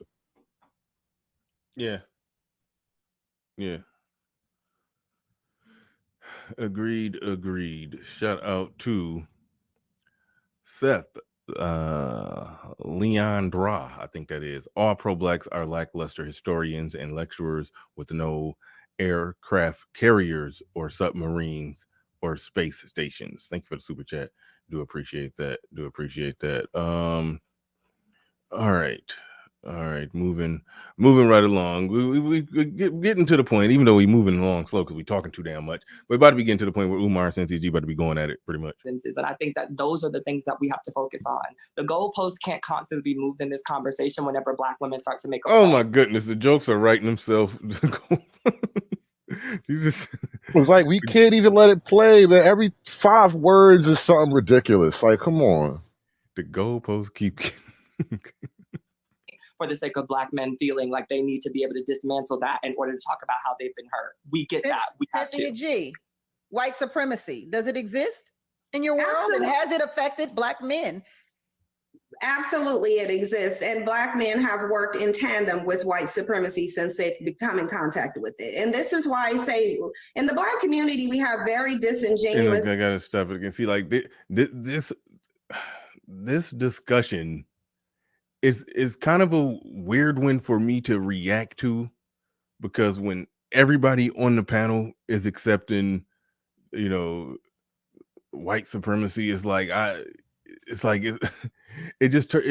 turned into an odd thing. But I guess what I want to pick apart and tease apart, and this is probably a wrong question to ask you, when you say yes, white supremacy exists, but Black men have worked in tandem with it. There are people that would argue that no, Black women have actually worked in tandem with it more. But you, who don't give a shit about it or don't complain about it, it's a weird question to ask you. Who's worked more in tandem with white supremacy, Black men or Black women? When you in many ways reject the premise when it comes to white supremacy. So do you see how this is a weird thing to even react to? I mean, look, even if you wanted to play that game, Black women don't really have a win. It's hard for them to scratch out a win, because I don't see it as white supremacy per se, But again, you could just make the argument that you chose a deal that excluded your men, and now you got to Yeah. live with that. Mm-hmm. That's it's really that simple. You don't even have to play the race card. It's not even about race. This is about betrayal. You know what? If you want to make it about race, it's not a race card that you play against white people. This is not a white people thing. It's not white people's fault that you betrayed the race. That's how you really want to fight that fight. Black men didn't fail the race. Black women betrayed the race. If you want to go there. Yeah, I agree, and that's how I look at it. And I look at the the government does what the government does in a country, and if a government thinks that okay, this is a wealthy enough country that we want to minimize people going hungry, so we're going to do welfare. Okay, we're going to do housing for women. We want to from a governmental standpoint, we want to protect women and children and make sure that they have food and shelter.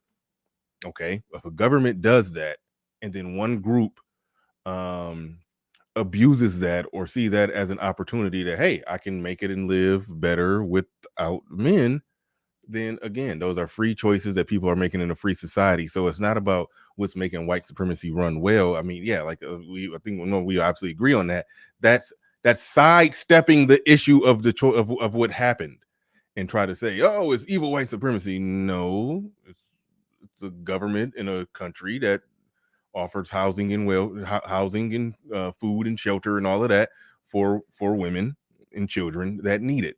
That's if black people ran the country, let's just say we just had a full slate of black politicians, what would it look like? A few Barack Obama and Cory Booker types, a couple Jesse Jackson Jr. types, Maxine Waters.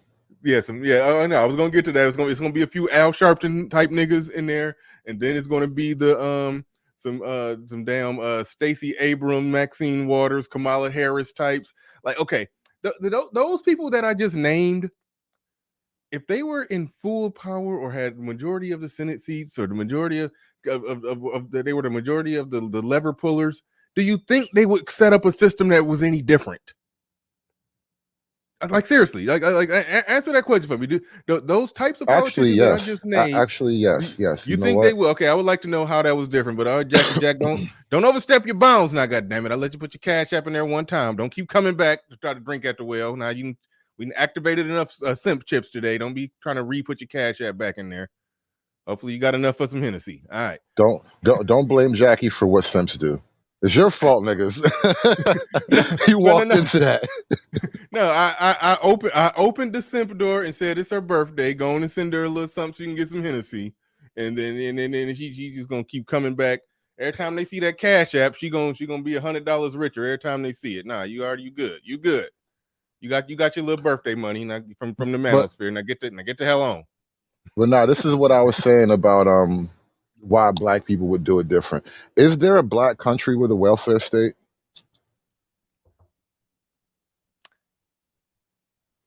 Good question. I don't know. I don't think so. Because I mean, if you look at the continent of Africa, I'm pretty sure there are zero welfare checks across. That's continent wide, okay. right? Now the unfortunate question is: are they developed enough to really have a full blown welfare system like that? I think it's beside the point. I think it's either a priority or not. Meaning, like, either as a government you are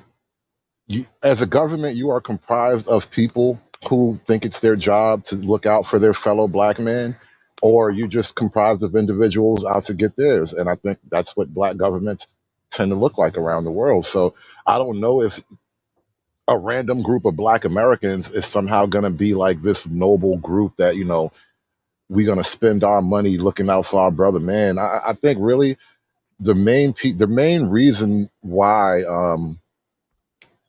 black people kind of ask for what they ask for in terms of like government and stuff is because it's white people's money.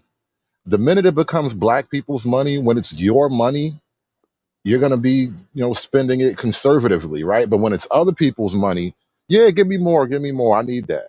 But it's fucked up that we view it as other people's money, as if we're not citizens that bare minimum you pay the goddamn 6% sales tax on everything you buy. How do you not look at it as your money too? It's like that's That's part of that mindset where we just separate ourselves from the country and Right. everything that makes it function, and we just view it as white people money. It's like that's why I don't let them play that white. Well, we get more from the white man than what we get from y'all. I'm like, no, I haven't had a W-2 in a long time. All right, I pay taxes, so and I owe the IRS a lot of money, and I got to pay that shit. So don't talk to me about the white man, bitch. I'm the white man. I'm you getting What did I say earlier? Lean into it, bro. Embrace your whiteness. That's the power. That is the one power they do not want you to access. Black women do not want black men to have access to white power, and that's the one weapon we need against them. I'm sorry, it sounds the way it sounds, but that's where I'm at. Yeah, I hear you. I hear you. I'm with you. All right, let's go. Very dishonest discussions, especially when it's regarding black men, because we do have a black male worshiping culture. So what we God damn, it's like you just can't not just pause the damn screen. I want to let the shit play. Like we've got nowhere. I have to keep pausing it. Black male worship? What the fuck is that? Because people sing Kumbaya when a nigga get killed by the police. That ain't black male worship. Like what the fuck? Like, okay, all right. What's your interpretation of this whole black male worship thing that they keep talking about? Who's worshiping who? No, Like no, I don't see it. no. I Yeah, mean, yeah. That's she's saying that this society, this country, worships black men. That's what they're saying. That's what they're saying. I think. I mean, one, as a man, you really don't get worshipped unless you like really done something. And I'm using worship loosely. Like, I mean, most men don't even get noticed. So let's keep it above. And especially the way women see it, like women don't even notice the men that unless it's a man you're attracted to or a man you need something from, you don't see the rest of the men. And everyone else is invisible except for the men that actually matter to you as a woman. So like and then, frankly, as far as men see other men, most men ain't concerned with helping out some random dude. Like, no, nobody worships black men, let alone men in general. Yeah, I think that whole black male worship argument that they do is rooted in how the world stops when when a racist act by a cop goes viral, or a murder by a cop goes viral, and then everything blow up and shit hit the fan. Now the Floyd, like, so okay, I'm gonna say Floyd Mayweather, the George Floyd one, like that was one that was like, yeah, that I understand how and why that obviously set the world on fire. I meant metaphorically, but it did literally as well. But I understand why that set the world on fire. I get that. They're trying to flip and spin that into, see, this is some black male worship culture, as if it was even possible for a cop to be on a black woman's neck that long and it be on tape all the way from air in her lungs to her being dead, as if the reaction would not have been the same. So what's happening is the world is crying out against racism, and they're looking at worst cases and instances of racism and reacting. And yes, some of the shit is overblown, because again, there's going to be situations where a cop shot a woman who was about to stab another black person. So a cop saved a black person by killing a potential murderer of a black person, and then people still want to call the cop racist. So some of the shit is stupid to me. Some of it is goofy to me. When you look at the stats on it, the stats isn't overwhelming when you look at who police really kill and how much and at what percentage rate. So some of the shit is overblown and engineered, and that's where that victim and racism narrative that a lot of the Democratic Party, MSNBC, liberal news, they try to push that to get black people galvanized against the enemy that is the Republicans, who are okay with this stuff. And so all of that happens, and it all comes to a head when a video goes viral, and then the world gets flipped upside down over that video, which in the case of George Floyd, it was bad. No ifs, ands, or buts about that. That was bad. But it's a bullshit cockeyed argument when she tried to spin that as, see, that's society worshiping black men. And I'm like, no, that is like Black Lives Matter. That's I think that's the same chip activated in how Black Lives Matter tries to shows up for black men when they dead. But that's not worship. That's not worship. Like that's of all their bullshit arguments, that is one of the biggest ones. That is one of the biggest ones. Yeah, you only love us when we're dead. Mm-hmm. When we dead or okay. You got to be dead or you got to be fucking them. One of those. that's not even never mind. All right, I was about to go down the rabbit hole, but this not this show. This ain't the show for that. But BL in the building says white supremacy caused me to be baby mama number 5. Thank you for the super chat. Appreciate that. Who else we got in here? Jaquan in the building. I do appreciate your support, Jaquan. He says Jason Whitlock said black women licked their fingers and stuck it in the air and seen which way the winds were blowing and proceeded to go that way. Thank you for the super chat. Appreciate that. He was talking about that. He said that when he was more or less reading the when he was doing content on the Moynihan report. It looked like he, wholesale lifted some content from BGS. And so yeah, Mr. Barlow in the building says Medea is just a hater. Okay. All right, that was weird. Calling Senji Medea. Okay. Oh, okay, got it. I can kind of see it. I can see it a little bit. No, you got the Medea chin. No. It's not Medea. I'll show you who Cynthia G is. Give me 1 second. 1 second. And hold on. Wait. Damn it. Where did it go? There we go.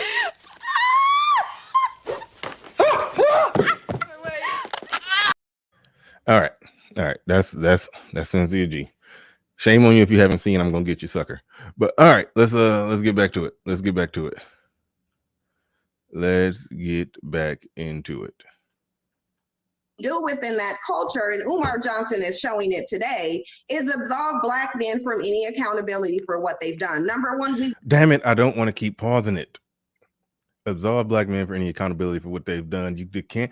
Okay, the most imprisoned people on earth cannot say we are absolving them of anything accountability for anything that they've done. Like that's where it just gets goofy. And some points she's made when she was tearing down the whole victim narrative thing, I was actually agreeing with her, even though she's only tearing it down with the agenda of getting rid of the white boogeyman and so she could replace it with a black boogeyman. That's the only reason she's doing it. But this shit here, when she get on this shit, that's when she's just on some full ideologically blinkered bullshit.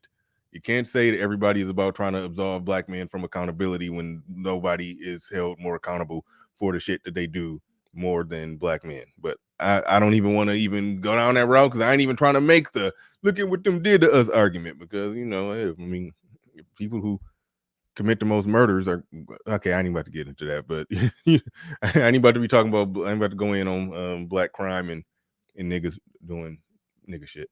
But all right, let's keep moving. Unless you got something to say on that. No, let's keep going. Yeah.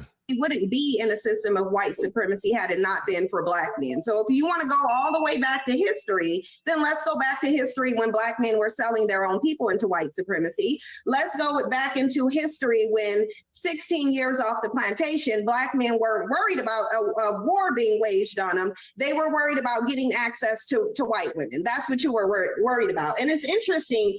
There's a reason why I feel like Umar focused mostly on me and Hope's attitudes, and it's because he can't accurately answer the question. He mentioned names, not accomplishments. And the reason being is because I think he mentioned those names specifically because the accomplishments of those people don't have to be explained.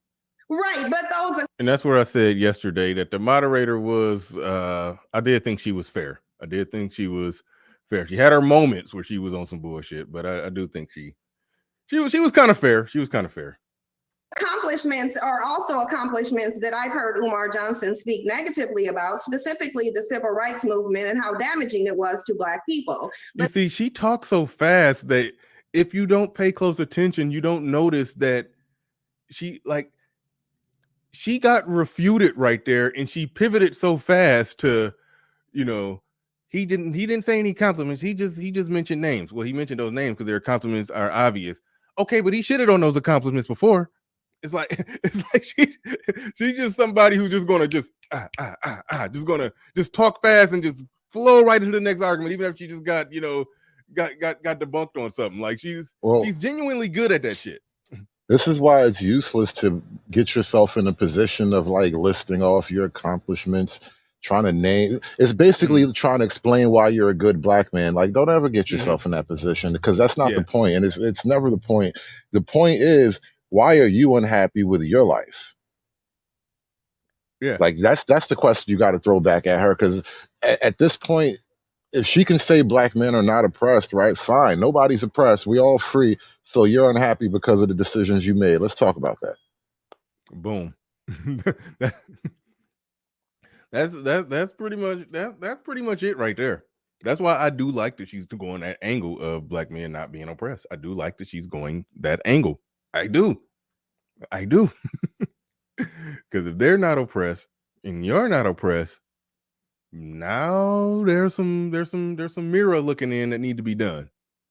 But now he wants to sit here and say the very people who accomplished that were accomplishing something beneficial, when in his own opinion, that wasn't beneficial and did more harm to the community than good.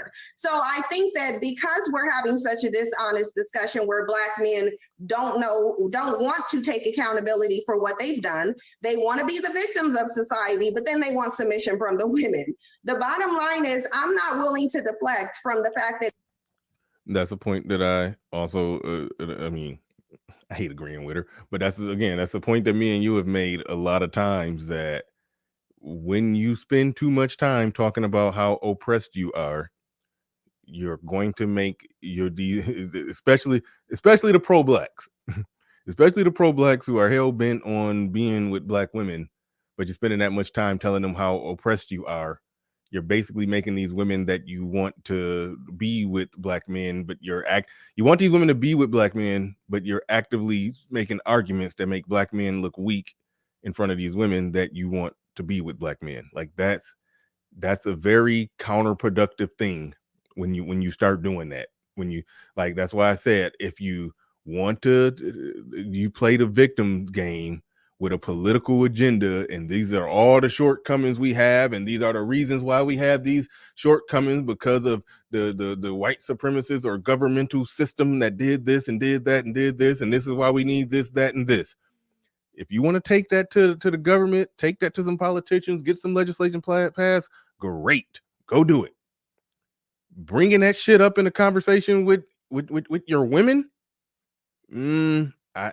that part I don't see. There's no net benefit in doing that other than making you look like a weak complaining dude. Let me ask a question. Go ahead. Let me throw this out there.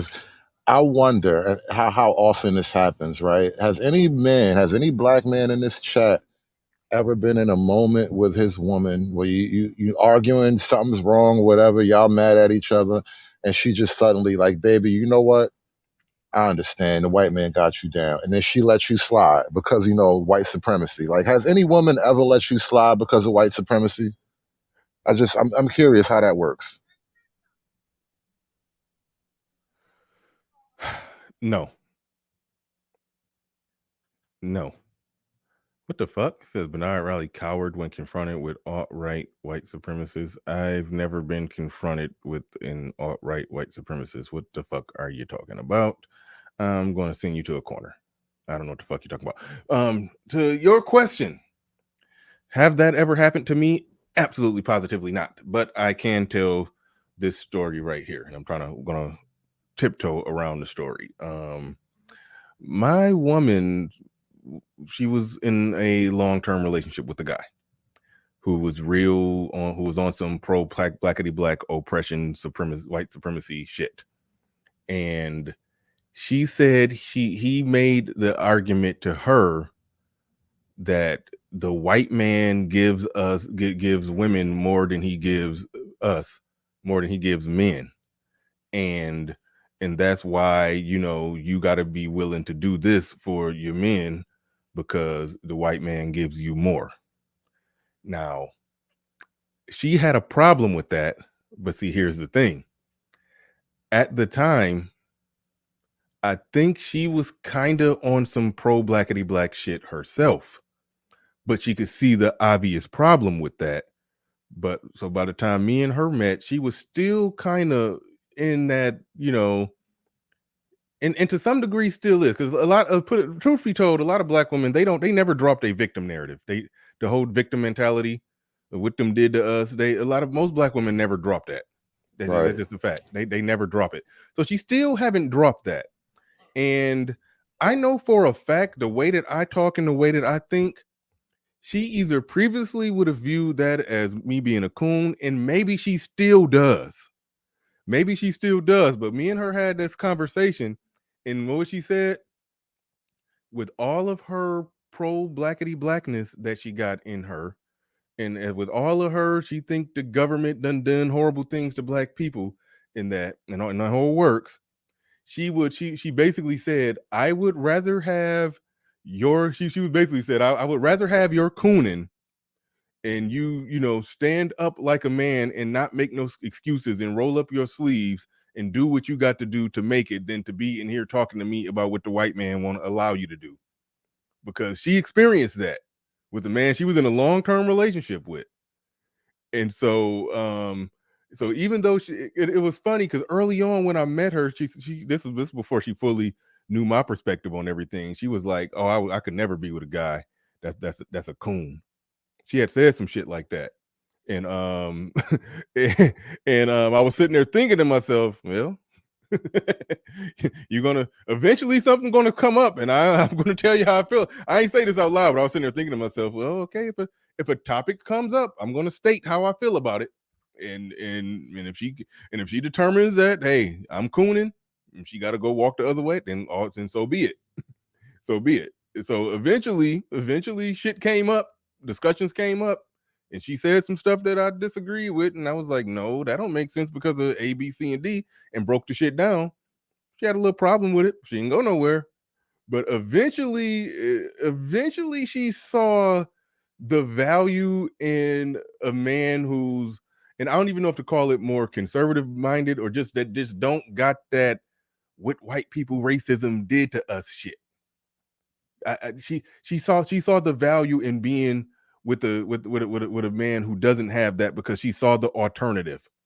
She saw the alternative of being with a man who had the victim narrative through and through, to where it was times when, you know, I'm being generous here, just based off her description. It was some times when homeboy wasn't doing exactly well, you know.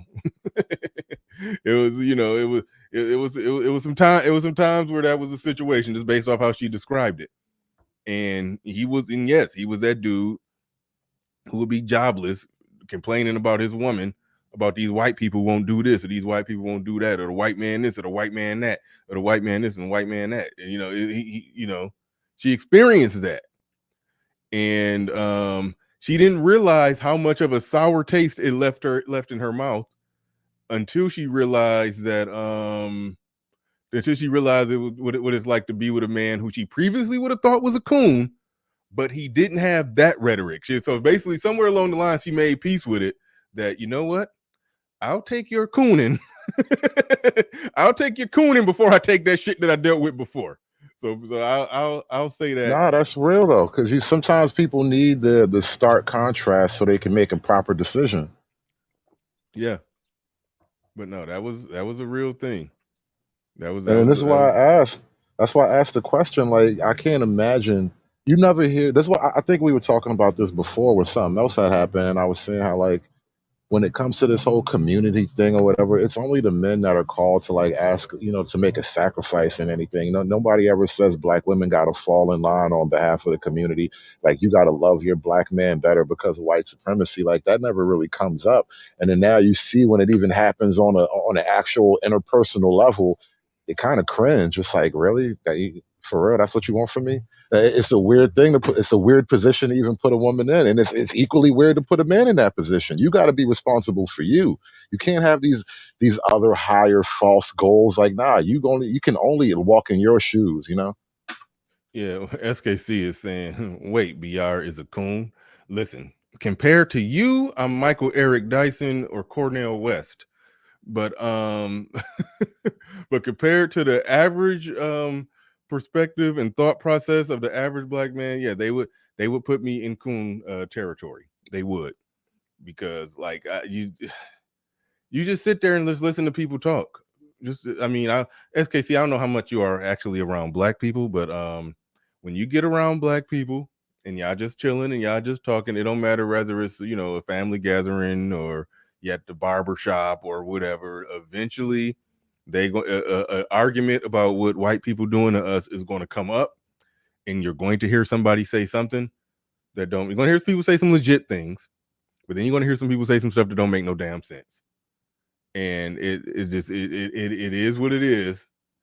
And when I speak up in those situations, then yeah, I've isolated myself. Put it like that. I've Bro, isolated don't you myself. even get tired sometime of even speaking up? It's like, you know what? I'm gonna just let y'all niggas have it. I don't even want to have this Dude, fight. you I just have want to no get my idea. hair cut and leave.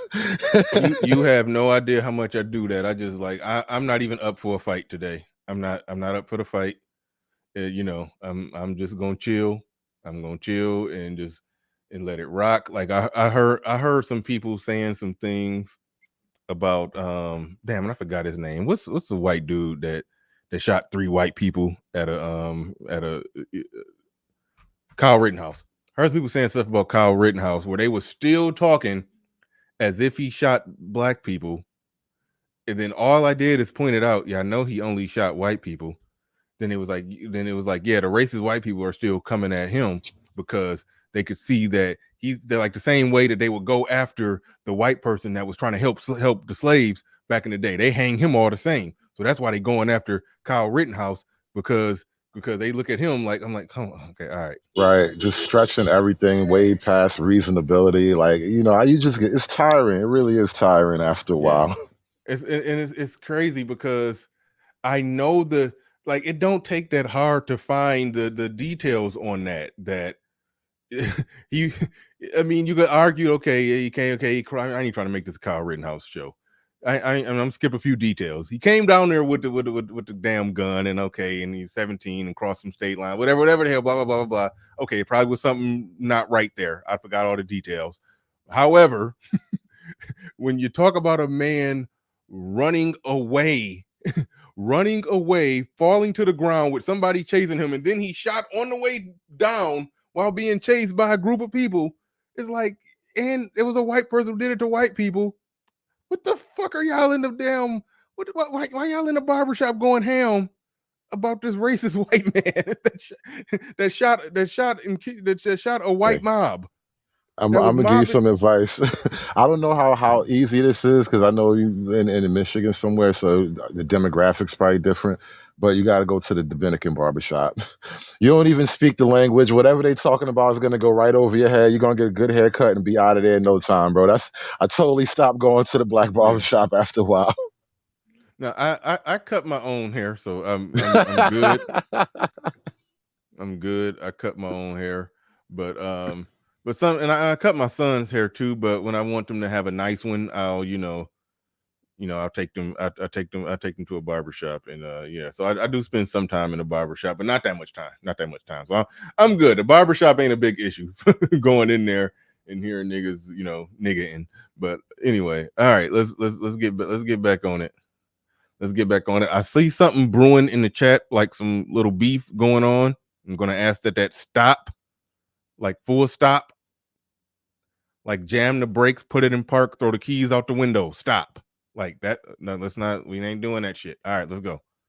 number one, Black men are the greatest non-white contributors to white supremacy. Let's just be real. White supremacy couldn't even exist without Black men's compliance. They're always uplifting whiteness, biracial children, and trying to assimilate. And that's why I went back to the notion of the only time Black men truly feel like there's a war against them is when they feel like they're being punished for something white men do. At the end of the day, y'all dropped the ball. You're blaming white supremacy on your failures. We already know there's oppression, but Black women are double oppressed. We have more barriers to face. You have male privilege in a patriarchal system and you can't even get it right. Well, Dr. Umar, I think Dr. Umar, go back to the point that I made before, where they talk as if they're doing super good, but when you run through the data, they're not. So it's like, yeah, y'all ass is struggling too. So whatever struggling Black men are having, they ass is struggling too. Now the white supremacy thing, I don't get in the car and ride with that shit. So again, this turns into a weird thing to react to, because she's jumping on them about what they saying about white supremacy, and then she's saying, well, yeah, we face it too, but we winning. And I'm like, well, no, you're not winning. But I reject the premise on whatever white supremacy you supposedly facing. And I'm listening to people argue, and I reject all of their premises. So I run into a wall where I don't even know what to say into response to this shit sometimes. But anyway, moving on. I think we all know your stance on interracial marriages. Absolutely. But let me also so please acknowledge what the rest of what Cynthia G has said.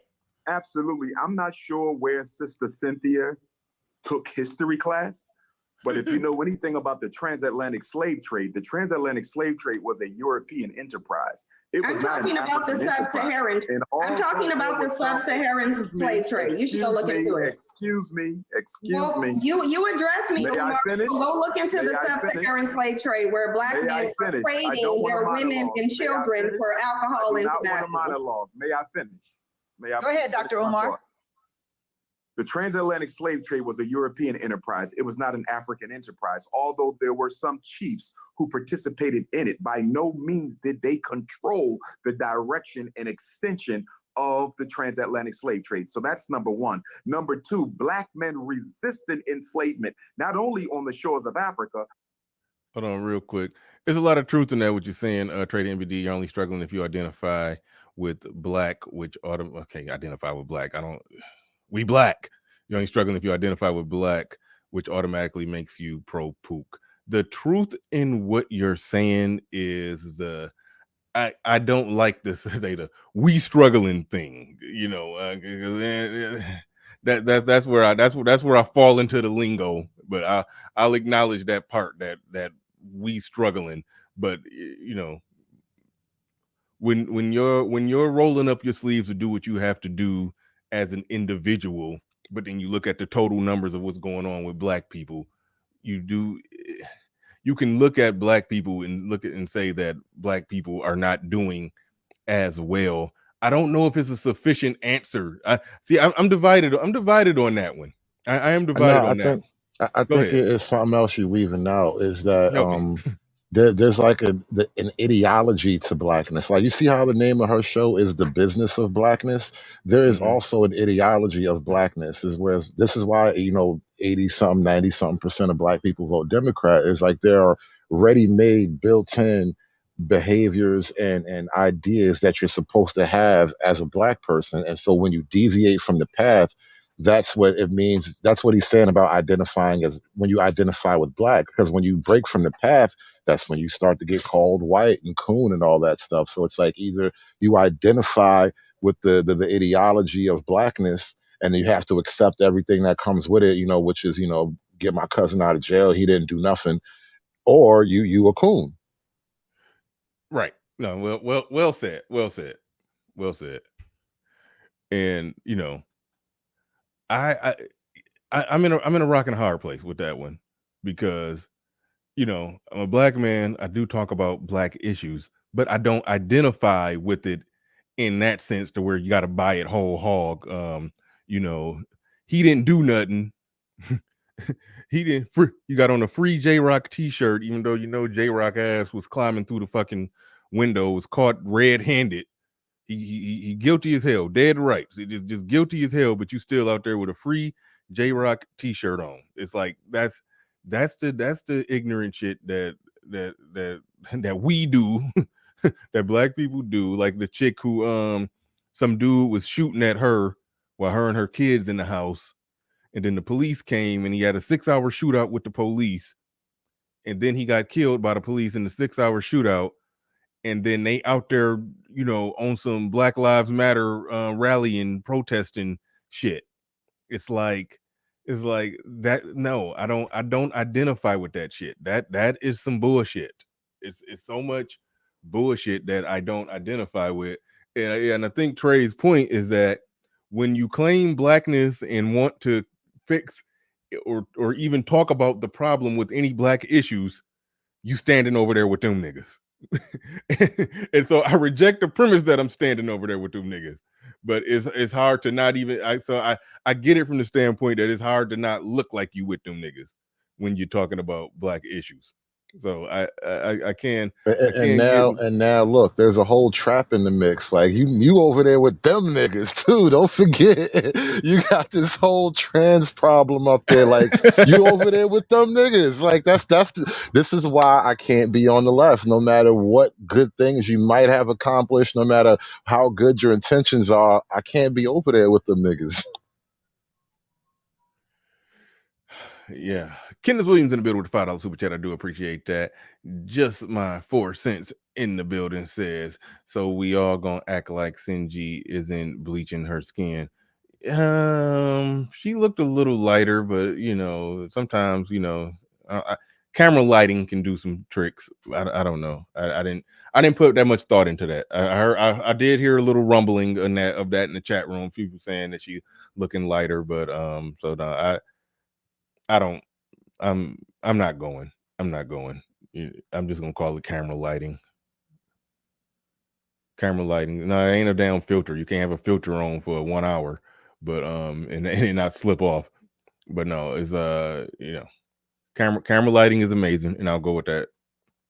But right here in America, we celebrate Nat Turner, Denmark Vesey, Gabriel Prosser. There's literally hundreds of documented attempts by African men to liberate not only themselves, but their women and their children. So to act like we just sat there and we're complicit in our own oppression is absolutely ridiculous. The other point I want to clarify for your information, Cynthia G, you've never, ever heard me condemn the civil rights movement. The good Reverend Dr. Martin Luther King Jr. is a hero of mine. And despite me being a Pan-African nationalist, I take issue with other Black nationalists who do want to dismiss Dr. King's accomplishment. The civil rights movement was necessary because it removed a psychological scar that suggested of racial inferiority. So you've never heard me deride the civil rights movement. I support it, although I took certain issues with it. The bottom line is when Black women, Black girls, Black boys listen to this conversation we're having today, they're going to be confused because they hear two brothers speaking of a greater context to the problems that affect Black men, and you hear two intelligent, beautiful Black women who want to keep scapegoating Black He did. I tell you. He stepped in some shit, man. Two beautiful man. They got him. They got him up there. That's what happens when you be over there with them niggas. Sometimes you slip up. You can't just be grand. This is where we at.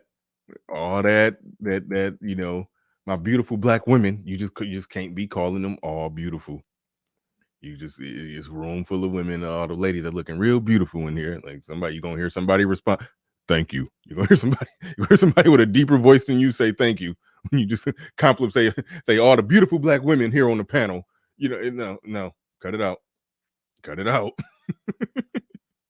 I'm gonna take his word. He didn't know, and he just fell victim to the just calling them all beautiful. You don't know. You might be talking to a man. All right. This conversation we're having today, they're going to be confused because they hear two brothers speaking of a greater context to the problems that affect Black men, and you hear two intelligent, beautiful black women who want to keep scapegoating black men while ignoring the historical and contemporary systemic challenges that are constantly placed in our way. I'm going to say this and be quiet, Sister Tammy. I got to give you this. There was a recent piece of research, Tammy, that came out. And the research said a black man with a master's degree, they did a study. They had white males who had come out of prison apply for jobs. They had black men with master's degrees, Sister Tammy, apply for the jobs. And guess what? The white males with prison history and no education were called back more than 75% of the time than black men with no prison history and a master's degree. I'm aware of that. I don't know of that story. Damn it, I should have looked it up before the show, because I a lot of times with those studies, it's normally a variable that's not being accounted for.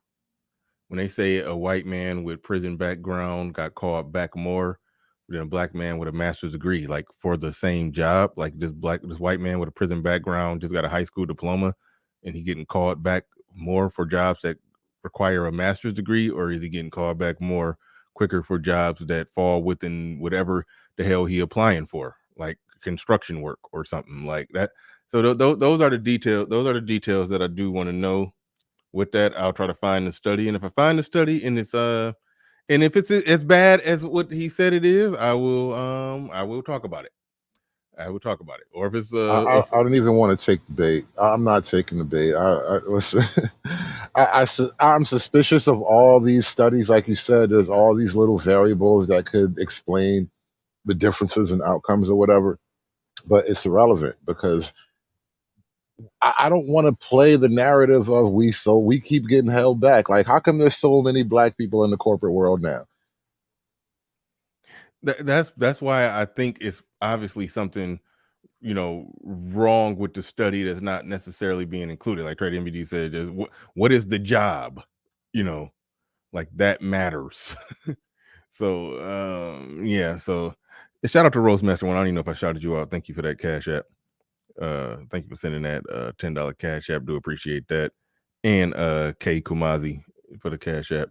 Do appreciate y'all. So yeah, I mean, look, I'm skeptical when I hear those studies. There are people in this space that personally, I know personally, that actually are in the business of getting men high-paying jobs in the tech sector, and this idea that somehow black men are just being wholesale discriminated against. I mean, those people wouldn't even be able to do what they do if that were the case. Yeah. I am aware of that survey. I am. Hope, I saw you give Dr. Umar the side eye. It's only because you have 1,001 clips on the internet, but I know for a fact that one of the things that I was offended about in doing research or just seeing you on the internet is that you have definitely talked about your disdain for some of the practices of Dr. Martin Luther King. So to sit here and gaslight us as if most of us have not seen. That's not true. Find the clip. Find the clip. Well, Dr. Umar, you yourself said you yourself just seconds ago said you did find some things in the civil rights movement problematic. But I supported the movement and I still support it. I visit everyone supported every time I'm in Atlanta. I have never been dismissive as a black man, as a black person in America. If we're going to have the conversation, let us be honest. Let's not misrepresent. You're the only one not being honest, Umar. You're not being honest. Find the clip. We don't have to argue about it. We don't have to argue about it. You just admitted to it. Yeah, they G-checking his blackness right now. 60 seconds left on this segment. We won't be able to find the clip on this show. And they're doing it just to do it. That's the thing. They're doing it just to do it. If the civil rights movement, the Civil Rights Act, that legislation being passed, it was about assimilating into white culture. Their argument is they have assimilated into white culture. Then they asked him, so what have black men done? Black men fought on the front lines for the civil rights movement, which allows you to assimilate into white culture and be doing well in America. And now they're simply saying, nope, you can't use that because you criticize the civil rights movement. But he's still right about his general point that black men did fight for the civil rights, and y'all are reaping benefits from it. Like, so he played the game within the rules that they set up, and he won. But they just said, nope, you can't say shit because you criticized it before. You criticized the civil rights movement before. But so like, and I get your position is don't even play their fucking game. But he decided to play their game, and I think he did win. But they're just like saying, nope, you can't say that because you made a video a year ago or 2 years ago or 10 years ago where you criticized Martin Luther King. So nah, you can't say that. No, but Even though he met the demands of what they was asking. But go ahead. you lose by playing. That's the whole problem right there. Once you play the game, it's like you put your quarter in the machine and then right away the screen says game over. Like that's literally the problem you're in right now. No matter how many quarters you put in, it will always say game over. Agreed.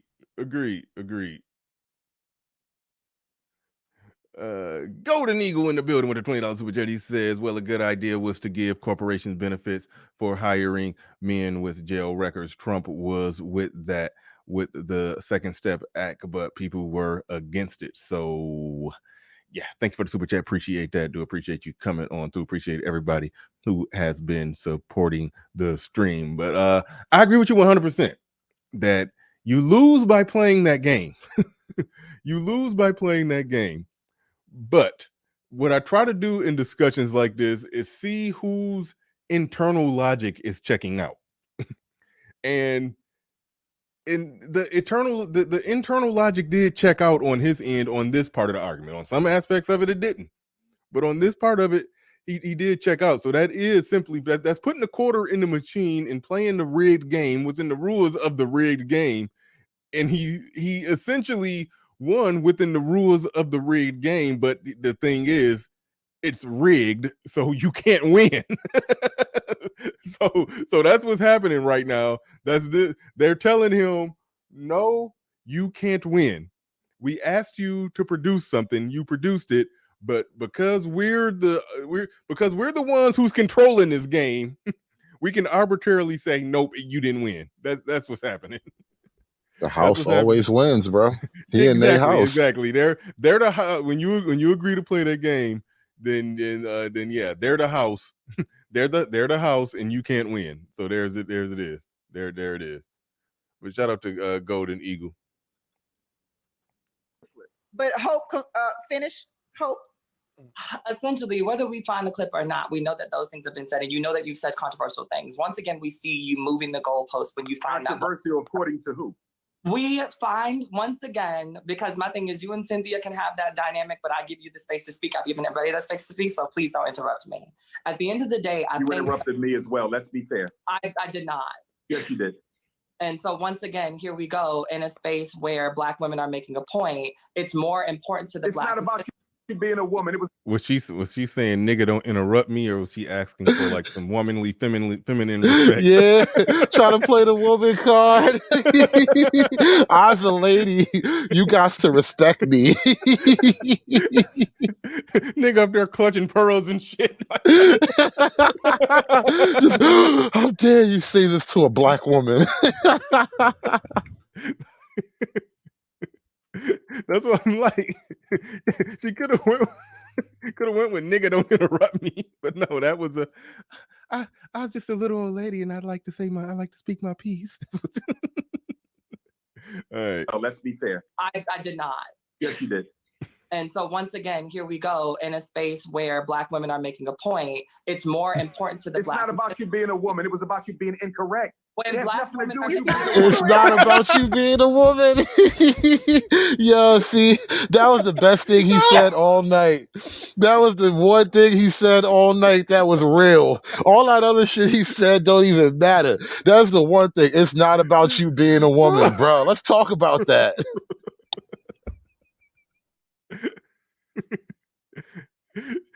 I'm more laughing at him trying to play the woman card. It was basically like pulling you think just because women are up here speaking you can interrupt. that's what he tried to pull on him. Like that was wild. It's not about you being a woman. It's about you being incorrect. Bro, that's like a double entendre. I know that's why again, this is Incorrect hard to ass talk woman. about. This is an incorrect woman. We need somebody to correct this. It's not about you being a woman. It's about you being incorrect. Yeah, man. The double entendre is the wordplay. All right, let's go. I rewinded it a little bit. We got to hear some of this that shit. dynamic, but I give you the space to speak. I've given everybody that space to speak, so please don't interrupt me. At the end of the day, You interrupted me as well. Let's be fair. I did not. Yes, you did. And so once again, here we go in a space where Black women are making a point. It's more important to the It's Black not about you being a woman. It was about you being incorrect. when It has Black nothing to do women with are you You're being not a woman. I incorrect. respect it's you. more You were important for incorrect. Black men to You were speak over incorrect. and I didn't have the issue with a And woman. You were omitting facts. incorrect. Well, let's all breathe in, breathe out, and I'll Right. take a It's not about commercial her break. being a all woman. right? She said something that Right. was We'll take a untrue. commercial break He's and not come right back incorrect. to wrap this up on the business of being Black. They with hate Tammy Mack. black men. That's the problem. They hate. Welcome back to business. They hate black men. I'm just gonna say he didn't know. He didn't know there was a man up there. He didn't know. You see how hard it is trying to do good for the community? You just find yourself in all these compromising situations, man. This. All right. Business of being Black with Tammy Mack. I am Tammy Mack, and the business of being Black today is there a war being waged against Black men? Dr. Umar is getting it a little bit because he says the ladies are lying on him. And I suggest that you run through and roll through every interview and clip that Dr. Umar has to find the clip, as he would say. One thing I agree with you on, Dr. Umar, is a lot of times when we have these conversations, we start comparing Black women to Black men, and we tear one down in order to make the other's point.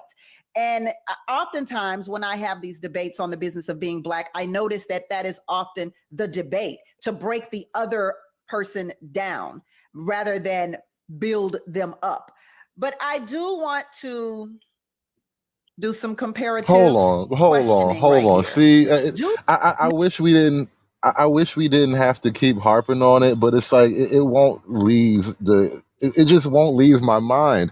You can't make an argument about, one side is trying to tear the other side down when one of the people on the woman's side is literally, you tore down a Black man and rebuilt a Black woman in his place. Like, I'm not supposed to see that?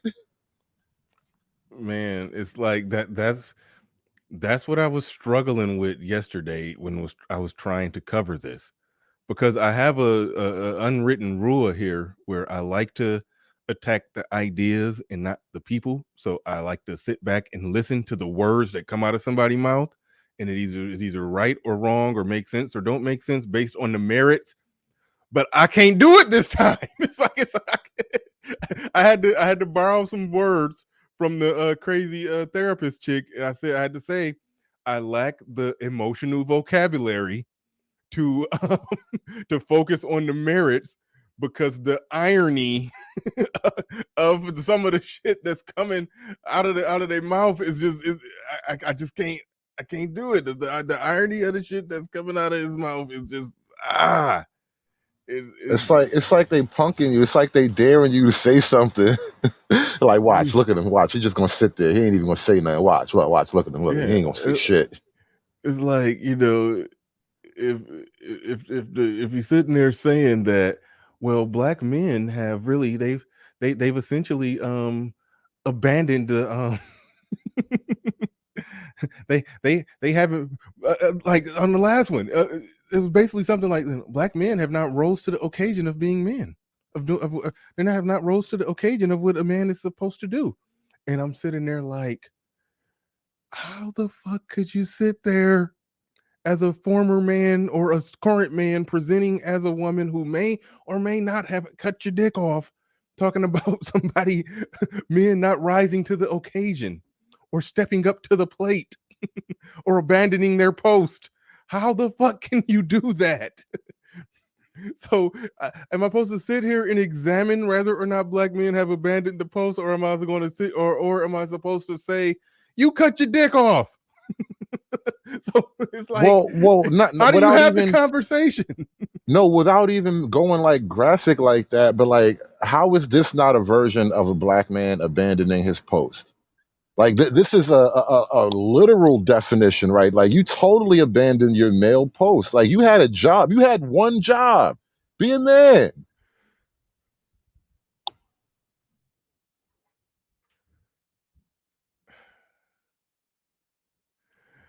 Modern Day Problems in the building. Shout out to Modern Day Problems. Became a channel member. I believe that was yesterday. Says he, and I'm trying to start saying he, is not even a woman, but both of them are arguing from the same side. They think you have to agree with everything in a movement somehow.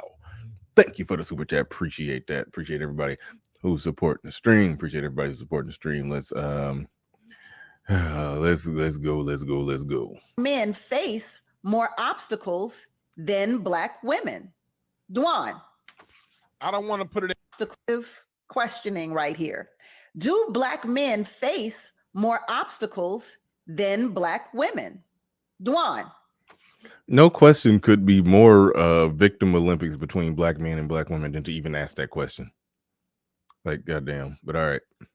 I don't want to put it in a more or less. We face different obstacles, but at the end of the day, this is what we can say is true. Black women have a safety net that black men don't have.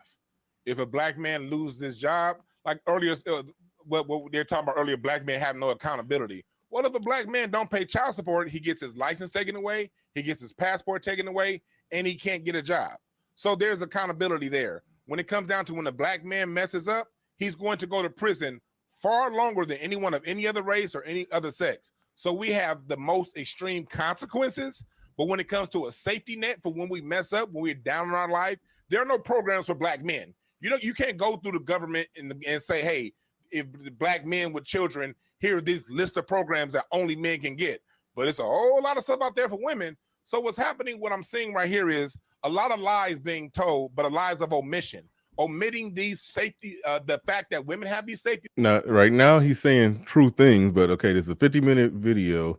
We're 43 minutes in. It's like Sinji and the tranny had to put them niggas in the finger four leg lock for 40 minutes before they finally decided to punch back. Like that's right. You should have led with that. We could have had a whole different conversation if you'd have came out the gate with that. But nah, you wanted to talk about how you was oppressed and 400 years ago, and there was a slave ship once upon a time. Like nobody cared about that. Yeah. Oh, all my life I had to fight niggas. Like that's them all my life I had to fight ass niggas. Like they come in with that shit. Like cut it out. Cut it out. You could have led with that. That black men don't have, and also admitting the fact that in spite of all this, 3 out of 4 black men still get married to black women, and we still provide and we still do these things. So, but yes, Dewan, what Cynthia would say is, how come you haven't created your own programs? Well, I personally created my own program. I've written 2 books. You know what I mean? But that's not a program. No, I know. I also have a whole program on how to communicate to your children. And all right, now I do want to examine that create your own program, because the programs that he talked about women benefiting from, those are programs that come from the government. And like I said earlier in the show, I'm the white man. Why? Because the tax dollars that they reap the benefits from, those programs or incentives or initiatives or safety nets, as he called them, that help and benefit black women, I don't let anybody say that's them getting money from white men, because I know how much money I have to pay to the government. It's been not that long. Well, since 2019, that was the last time I, worked a regular job. I'm all self-employed. I've been all self-employment for going on 3 years now. So I have to pay out. I get to actually see and feel that money that I gotta pay to the government, that those funds are dispersed in black women benefit from it in those ways that he was talking about. They benefit. So don't say that the white man giving you his money. I'm like, no. I'm the white man. I, as much money Right. as I owe, I'm the white man. So they're basically saying that, okay, so they get their benefits that come from the governmental system that we contribute to, that we pay money to. That's where they get their benefits from. And then they're turning around and saying, yes, we get our benefits from that, but and y'all contribute and pay into that. So now also pay and contribute into some separate benefit racket to create benefits and safety nets for Black men. So it's almost like they're saying, it's in a weird way, they're saying pay twice. You know what I mean? If Right. that makes any sense. It's also like after you done built them, because look, they didn't build their own program. That's for one. I mean, she's saying, you got to build your own programs as if women have built their own program. No, men built a program for women. Men allowed women to thrive. Men propped women up ahead and pushed women forward. So women didn't build their own programs. And now you're saying after we went out of our way to build a program for you, we should build a program ourselves. I take it as a lesson that maybe we shouldn't have built the program for y'all. Yeah. Yeah. I mean, clearly, us building a program for y'all doesn't benefit us. So we should have focused on us from the beginning, and maybe we wouldn't be in this position now. Yep. I'm just scrolling through the chat room. I hear what you're saying. I just was doing some administrative work here, so it's hard for me to respond. But all right. But no, yeah, I agree. And here the issue is that, like, they're talking about the incentives and everything that they get and they benefit from. They're talking about it as if it's something that they built. Now you can Google some Black female organizations, but as far as the overall weight that's being carried of housing and giving safety nets for Black women, those Black female organizations are not doing all of that. That shit is coming from the government. So there's that. So the Black men who do want to lobby and and politic with the government to get things for Black men, it's sort of a weird thing that the people that are benefiting the most from the government is saying, no, you don't need to go to the government for it, just build it yourself. It is a weird thing. It's like if they really about that liberal life, then they seem like they would be on some, oh yeah, the government should be helping y'all out all the same, because that's what the government do. So it's just a weird contradiction that they run into with that. Not even a contradiction. It's just because it's a showing of their hand, that they're like, nah, fuck that. You ain't supposed to benefit from this government. And keep in mind, I'm not team, Black men go and get whatever benefits from the government, even though some people have made arguments that, I don't even want to get into that, but other groups of men, they was talking about how Jews and all kind of other groups of men do all kind of stuff and benefit from the government while they on their way up building their money or whatever. They take whatever incentive, whatever benefit they can. Okay, yeah, that's true. But at the end of the day, I think they are they walking into a trap when they say, well, why ain't y'all just built that yourself? Built your own safety nets, where they get their safety nets from the government, and Black men pay taxes to the government. So we are essentially funding your safety nets, and you're saying, oh, and go build another safety net on top of that. It's a weird thing. When you follow the logic all the way home. But all right, let's go. And how to communicate to families, because my thing is about solutions. But you're talking about safety nets. So the question becomes, how come Black men haven't created safety nets? Black men, the Nation of Islam created what they can create as far as safety nets goes. And the reason that they see somewhere in there, like I say, I call out certain arguments where I say people don't view Black men as men, because when they say, why haven't Black men created their own safety nets, it seems like successful men, which I think this guy is. He's talking about all these businesses he's owned and organizations that he's owning. He don't look at he don't look at his tax dollars as a part of the system that creates the safety nets for them. He will probably, if he make $250,000 a year, even after he adjusted for, you know, his write-offs and all of that, and let's just say he got to hand the IRS $30,000. Let's say he got to hand that IRS $30,000. He still look at the incentives and benefits and everything that Black women get from the government. He still look at that as that's white man's money. That's white man giving them money. Like, so it's like at some point, especially, I mean, I'm just going to assume Umar has gotten enough money from Black people to where I mean, people like Umar and Tariq Nasheed, I'd be assuming that they like lightweight, low key rich. I don't know for exactly, but I just be assuming. I mean, hell, Tariq can raise $1 million in a month, so I just assume they rich. Like at some point, y'all could like G-check these chicks and be like, why haven't y'all built your own incentives? Like, bitch, you know how much money I pay into the incentive safety net program that feed and house Black women? Like, you can G-check them on that one. Like so it's, but they don't view that as, when they don't view themselves either as men, or they just don't view themselves as a legitimate part of this system that funds the system that contributes to the benefits. But go ahead. I think it's a little bit more psychological, in that earlier when I was joking about, like, you know, be more white, get some white power and all that shit. That's part of what you know, it makes Black men uncomfortable to think of themselves as, you know, alongside the white man. Mm-hmm. But by paying into the system and supporting all these programs that help keep Black women afloat, I mean, listen, there's a lot of white male dollars in that too. So all of y'all money went into the pot together to keep these chicks on their shit. And either you own that, and then now you get to say, look, I don't have to do anything else because you live in the most developed country in the world. I stood right alongside everybody and I paid into the system, and now you get to benefit from it. So I don't have to pay this good Negro tax where now I got to go out in my own personal life and help a random Black woman. Like, nah, go get in line and get the welfare I pay taxes for. Yeah. Jackie, what the hell? What is that? BetterHelp.com. What is that?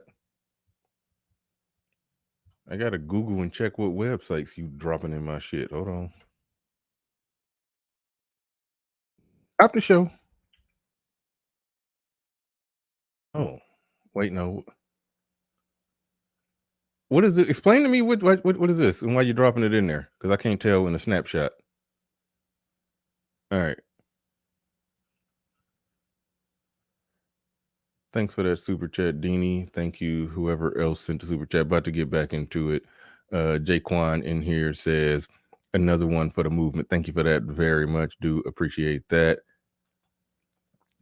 Deanie says it's actually good that Hope isn't identifying as a Black man. Okay. Dane C says, BR salute. You was also disrespecting these Black queens on the panel by always pausing the video. Hashtag shut up when Black women speak. Absolutely. I'm doing it wrong here.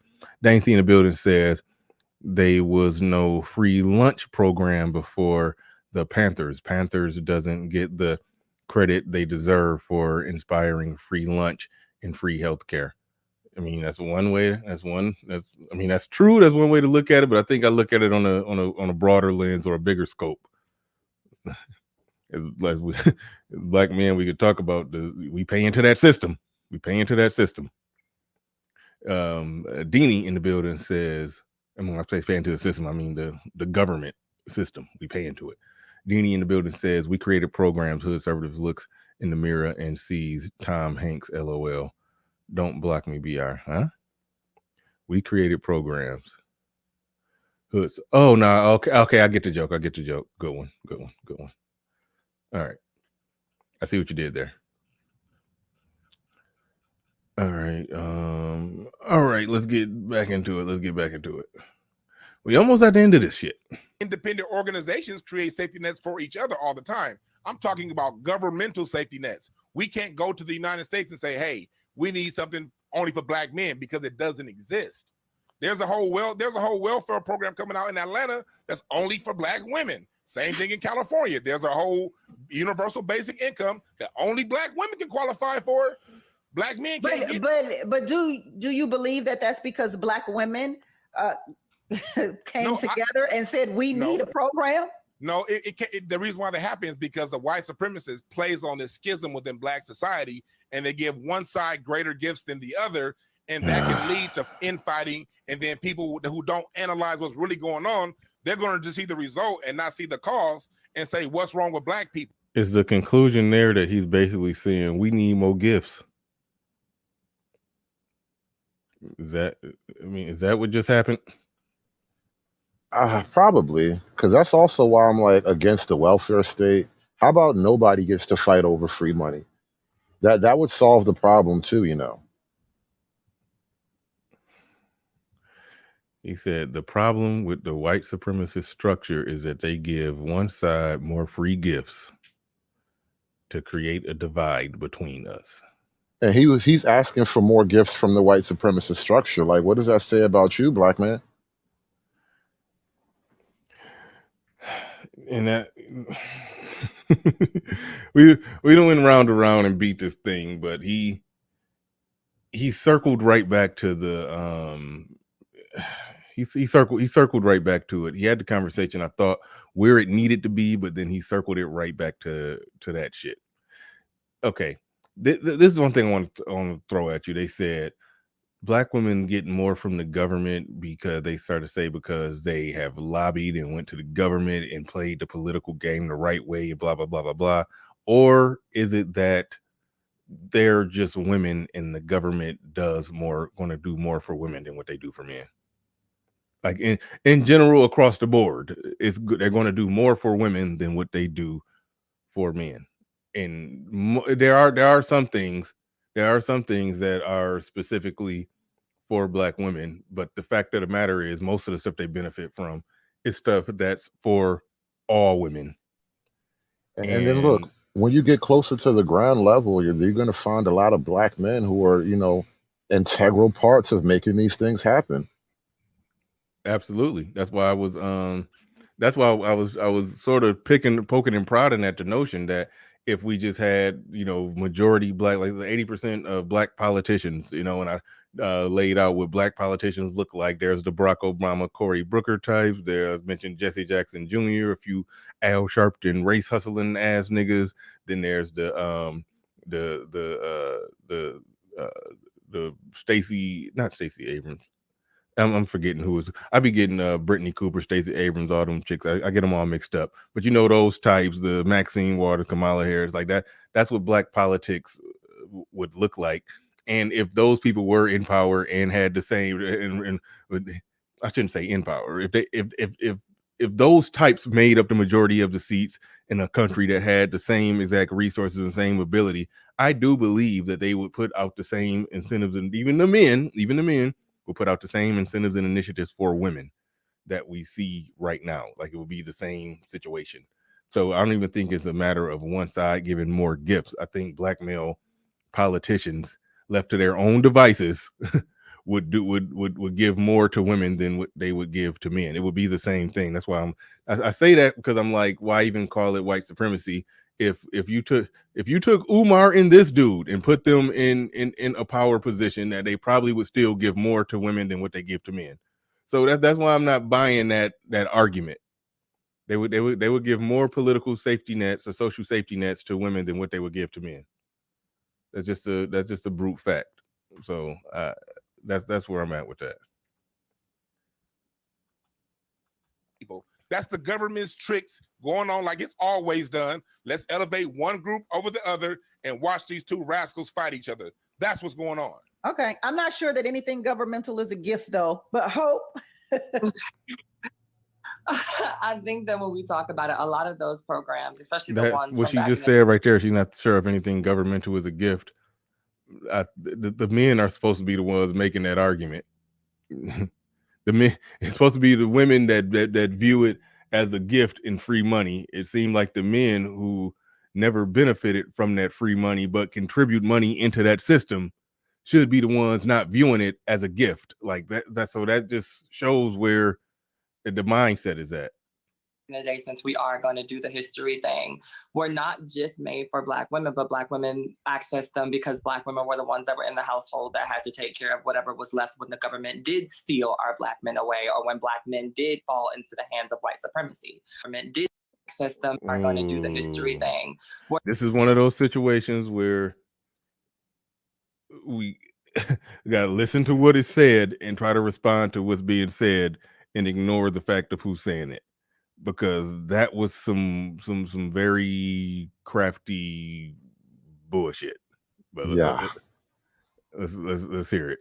A lot of those programs, especially the ones from back in the day, since we are going to do the history thing, were not just made for Black women, but Black women accessed them because Black women were the ones that were in the household that had to take care of whatever was left when the government did steal our Black men away, or when Black men did fall. Okay. She said Black women were left in the house and they reaped those benefits because they were left in the house, because when the government stole the Black men away, then they had to reap the benefits of those. She's basically saying that the Welfare Reform, Great Society Act, the LBJ, that whole thing. Did she just was she calling that the government stealing Black men away? Probably talking about the war on drugs, and then just white supremacy as a broad category. So I don't know, niggas getting locked up and killed by the police or something. I don't know. None of it really makes sense. But she drew a dividing line. It was a dividing line, and then she talked about them getting locked up. Just made for Black women, but Black women accessed them because Black women were the ones that were in the household that had to take care of whatever was left when the government did steal our Black men away, or when Black men did fall into the hands of white supremacy. But I also think that the question... See, it was an or. So that's why I thought it was a dividing line between the two. But anyway, I'm not even going to press the issue. We almost done. Now is, if you don't see that those things are happening, if we're not seeing those things in influx, then what are the greater Black male population doing to enforce that these things happen? When women want things, especially when Black women want things, we get up, we say something, we talk about it, and we're going to talk about it till we're blue in the face and until we get those things done. A lot of the times what I find is that Black men think that they can ride off of those things, and then when things come to pass and they're not put into the game plan, then you're upset. Then it's like, oh, well, we thought we were going to... Why? You did none of the work. You sat behind me and you watched me rally and you watched me do all of these things, and then you thought that you were going to benefit from it. And I'm sorry that I left you off, but honestly, when I was doing this work, it was hard to consider you, considering that I have to take care of you regardless in a lot of those spaces. But I also think that hit dogs will holler. Bro, see, that's deep. That's deep. No, right there. And see, setting aside the person for a minute, that's how Black women kind of feel about politics and whatever. Like, I got mine. I wasn't supposed to look out for you. This is what I'm saying about this whole Black community thing. Like, why are only men supposed to be loyal to the community? The minute the women get power, they be on some renegade shit. Like, this not gonna work, man. We might as well be renegades too and let this thing fall. Right, and then at that point, when you do that, then the whole argument, argument change on how no, you're supposed to be looking forward and caring forward and trying to fix it and trying to change it and working on our behalf. Like it's almost like they'll literally say that no, we just doing our thing and we working on strictly our behalf. We'll use y'all for numbers. Yeah, add to this vote. We'll basically she basically just said women will use y'all as political pawns and to increase and boost voting numbers, but don't expect to reap any benefits from this. Like if there's no greater message or words that basically tell you that like Black men and Black women not on the same team politically, like that's it in a nutshell. And it's funny as fuck that it came out of the mouth of a biological male trans woman thing. It's added like oomph because that's who it came from. But yeah, that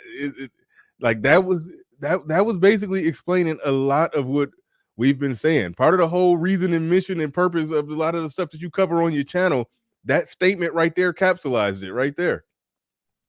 And this is why I say things about like I don't know if I could ever vote for a woman, especially a Black woman.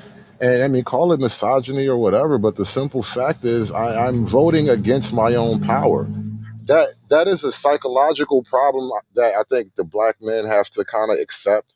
That if you vote for black women, you are, as a man, you're voting against your own power because, frankly, they don't want you to have power over them. Mm. Yeah. Yeah, that's interesting, and it was even worded that way to where, he said,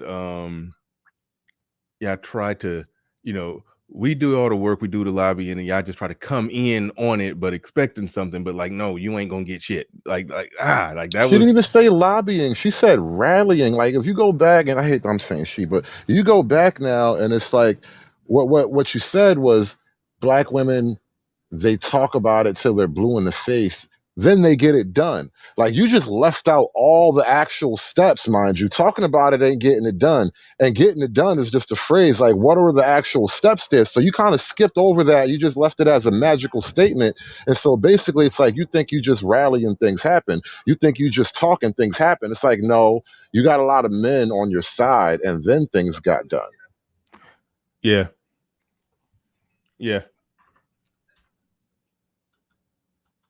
If these things do not apply to you, then let's talk about how you help them to apply to the people that they do and pull those brothers out of the struggle instead of trying to defend something that does not apply to you. If it don't apply, let it fly, and let's figure out how to pull everybody into that fold instead of defending a narrative that you don't even conform to. Why are you so upset? When I always hear, like, when Dwan, when you were talking about the government subsidies that black women have, it always makes me think about the movie Claudine with Diane Carroll and James Earl Jones, and him being the trash man and having to hide him in the closet when the people came. So I do believe that it definitely was a setup for a letdown in the black community. Dr. Umar? Yes, indeed. One of the problems with the conversation, not with you, Tammy, but the responses, they're so individualized. Nothing is being evaluated from a group perspective or a community perspective or a systems perspective or an institutional perspective. The bottom line is anything black men want to do to liberate ourselves or our community, we can't do it without our women. And anything our women want to do to liberate themselves or the community, they can't do it without the men. It is not a competition. It should be a collaboration. But once again, some of us in the conversation are so filled with hatred for the opposite. see, now this is a problem. He's saying it should be a collaboration. Well, we saw a collaboration. The that thing, remember that commercial where they basically had the women speak politically and say, so it was basically they had black women speak first, and then the black men came second, and was like, come on brothers, we gotta support our sisters, we gotta step up with them, and we gotta do, and it's like, but when you listen to what she was saying, it was like, no, this shit ain't for you. There was a get the booty to the pole. That it's like they make it a collaboration, for the numbers, but then it's still like but this ain't for you. But so it's like, again, he's going down that wrong path, saying no, it need to be some collaborative effort, but everything in what they're saying, all the way down to everything what they're saying is basically showing that nope, this isn't for you. Right. We just need your vote. That's it. I wonder if this is the first time Umar is actually hearing like you can't build with a black woman, because now I mean it's a quote black woman saying it to him, but I think the reality though, and this is probably what the pro blacks need to take a different tack on, is that instead of telling men that they can't, we can't build without our black woman, that's bullshit, and that's a bad position for a man to take. If anything, the position is you should build something that will attract the woman. And then, whether or not you want to include her in it, that's, a whole nother conversation. But the point is now you've built something that you can control, and the woman gets to be in it, but you still control it. Now, build something with a woman means she gets to control it, and you're going to lose.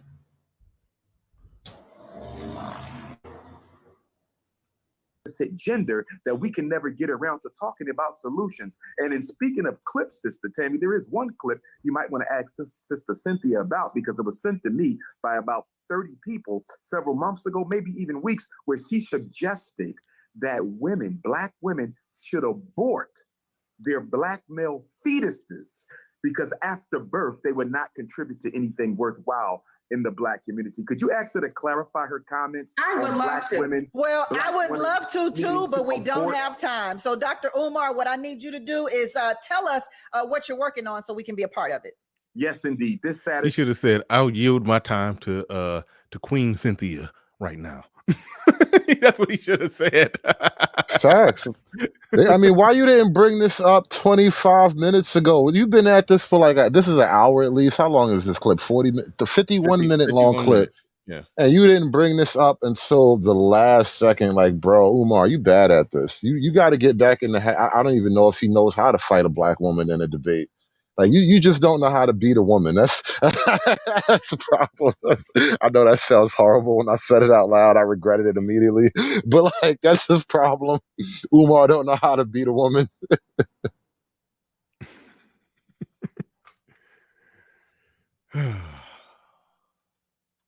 Today will be the second annual Frederick Douglass Marcus Garvey RBG Family Festival right here at 601 Fort to see, and everybody go to FDMG on video platform. I'm skipping ahead. TV and IEP. On, please tell us about your book, Tell It Like It Is. Tell it like it is, the art of loving communication. We can talk all day about bringing the Black family together, but we're not going to have the Black family together until the Black family know how to talk to each other. And where can we get the book? On Amazon? We can get it at my website, breakthroughas.org. Got it. Hope, please talk to me. Talk to me, sis. So right now I have my book, Until I Met Black Men, available on Amazon or wherever books are sold. But also I want to bring attention back to Brittany Griner. She is still out there, and we have Black Feminist Future that you can follow on all platforms, including Instagram, that are helping to make sure that our sister gets home, because that's a huge thing right now that we're not talking about, that we're not discussing in the same way that we discuss when Black men are going through. Wait a minute. The title of your book is Until I Met Black Men, which would imply that you didn't meet Black men until you became a woman? Whoa, that's deep. Oh. Damn, I didn't think about it like that. If that's what she's talking about, her experiences with Black men once she became a woman, I would still argue that you still haven't met Black men. You've had some encounters with some other gay binary motherfuckers. Like, straight heterosexual Black men are not engaging in relationships with you. So if that's her context, I don't know, but that is interesting. That was a peculiar title to the book, and I didn't even think it through. It's deep. So deep. Yeah, I didn't even think that through. That's interesting. Through some of the same things. Now, because this show is about the war waged against Black men, Until I Met Black Men, is that a good thing? It's a great thing. It talks a lot. What a lot of people thought the book was going to be was a read towards all the Black men that I've met in my life, but what it really it is not. Right? It is not. All right. Cynthia G, tell me about the content of your YouTube channel. Well, if anyone really wants to know about why selective breeding will be the best thing for our community, then they can come to my channel where I explain that, as I also talk about the dynamic between Black men and Black women, and Black women's need to have standards, expectations, and boundaries when dealing especially with Black men, but any man in general, and open up your options too. Put you first. Stop thinking about Black men. Expectations. Wait, hold on, I just want to. You got anything to say on that? Where she's sidestepping Umar's statement about her saying abort Black male fetuses? Sidestepping that by saying you can come to my channel and see my view on selective breeding. So yeah, the video's still up too. Yeah, in a way, she kind of leaning into the punch, but she just didn't say. She didn't say, "Yeah, I said it," but she basically not. She for damn sure standing in it and not denying it. But all right. I think Cynthia is a little bit better at this than Umar, in the sense of she's used to these combative debate segments. So she's been through the fire with the manosphere and whatnot. So she knows how to play this game.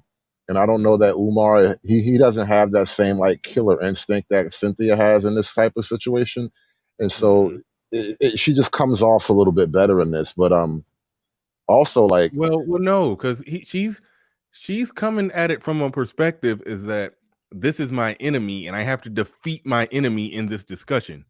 right, right, Umar came to it on some you know clarity. Let's come together. Let's look at some. This is where some common ground is at. Well, let me correct you on this little point here, or I didn't like that. This was a this is a greater context you're missing on this one. That's the where he came with it. They didn't realize they was in a fight until later in the show when they right. and then that's what they was like 40 minutes into a goddamn they was 40 minutes in before they realized they was even in a fight. You know what I kind of relate this to? I'm thinking I'm gonna do a show later tonight. We're gonna talk about like R&B simping, because R&B got like some of the simpiest music ever. So we're just gonna go through some of that probably later tonight. But last night I was listening to one of my favorite songs ever. Actually, it's an old Marvin Gaye song called "I Want You," right? And the lyrics, part of the lyrics, it says, that's the hook basically. I want you, but I want you to want me too. And that's fucking Umar right now. And that's Umar's whole posture in this whole debate is like, black woman, I want you, but I want you to want me too. And Cynthia and the other person up there is like, we don't want you, and we don't want none of that stuff that you're talking about. Like, yeah, I know you did some good stuff, but so what have you done for me lately? Like, it's such a weird thing, but even in this whole debate, it's like he was simping and she was fighting. Like, how you simping against a woman that's stabbing you? Yeah. When dealing especially with black men, but any man in general, and open up your options too. Put you first. Stop thinking about black men. Okay.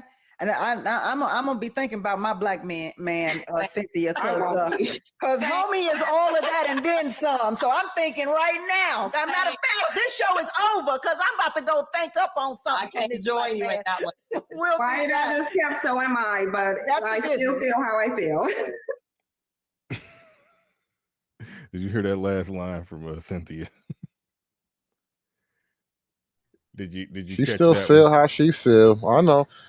And see, we haven't touched this thing Yeah. yet, and I think now is probably a good time to touch on it. When homegirl said that, when Cynthia G said, "Stop thinking about black men," then chick in the middle was like, "No, I'm about to go think up on my black man because he all that in the bag of chips.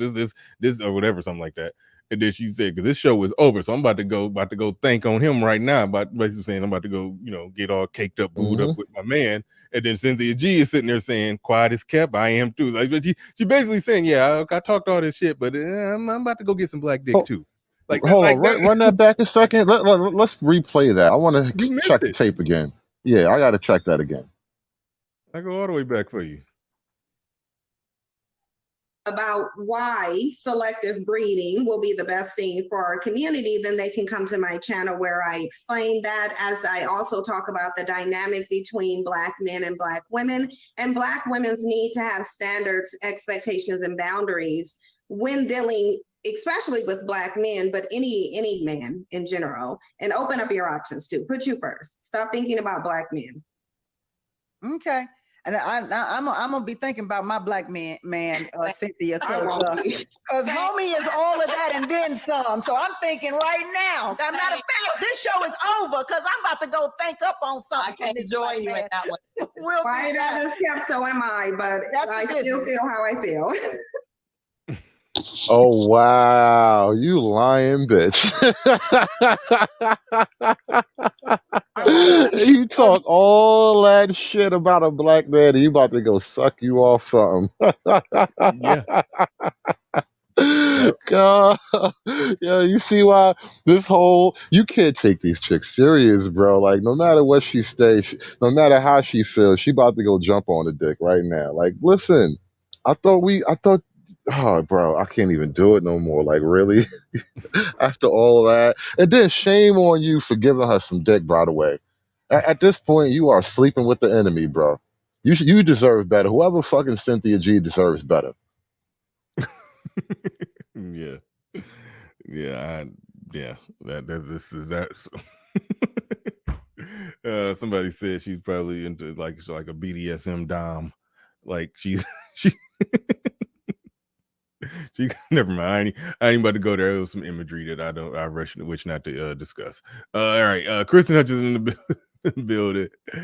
Yeah, for those of you in the Detroit area, make sure you go up, scroll up. Well, Kristen Hutchins, if you're still listening right now, drop that in there again so people can click the link on that right there. As it says, hang out with Bernard Riley and a few Black Manosphere bros at Barcade in Detroit for games and drinks September 19th, 8 p.m. to 11 p.m. No cover charge or fees. More info here. You can go to evite.me. You can go to there and click on that if you're in the Detroit area. Come on through, hang out. We're going to be doing that once a month. Just the Black Manosphere content creators and subscribers get together, hang out, network, the whole works. So yeah, go ahead and click on that if you're interested. But yeah, this shit is probably this shit is weird. not weird, but that's just funny. That's just funny and worth pointing out. That's just funny and worth pointing out that, you know, a lot of people caught that.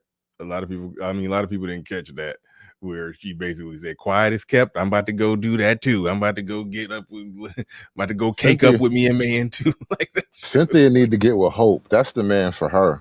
You need to get with the man right there across the screen. That's who you need to get with. That is the perfect black man for you. You was about to say something before I refocused it to that Cynthia shit. I don't know. I totally forgot now. Yeah. Oh man. All right. I'm damn near burnt out and ready to call it quits because shit, we started late too. Yeah, we started late. We might have to wrap this. Yeah, I was about to put the link in the chat, but you know what? We gonna wrap this bad boy on up because I ran out of spit and I got not too many more words for this shit. But Golden Child in the building says Tammy is also part of the problem. Tammy, that's the chick hosting. Tammy Mack, I think her name is. Tammy is also part of the problem because she's a host on a show that spews anti-black male misandry. The men that sleep with these women are part of the issue. Agreed. But you know, somebody is gonna get. Listen, it's almost pointless to even point that out.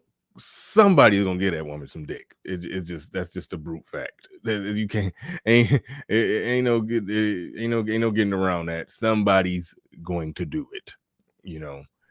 Now, if you fuck Cynthia G, you a coon. I ain't going. I was messing with. Yeah, I couldn't. And you know, I could imagine there's a guy who just met her out in the street and probably gradually found out how she think and how she talk, and then we know he was already fucking her by then. I'm assuming he got the pussy early into interacting with her, and then probably found out, you know, during sex how she feel about black men. She probably said, "Oh shit, never mind." See, I got fucked up imagery in my head that she's spewing out some of her rhetoric in the bedroom. Oh fuck, that's fucked up. But anyway, yeah. So I could imagine there's a guy who got with her and then found out that shit, this is what you want. I bet you Cynthia race plays as a white woman. She be acting out her white woman racism fantasies in the bed. Yeah, you filthy nigga. Yeah, she be in the bedroom using a hard ER on niggas.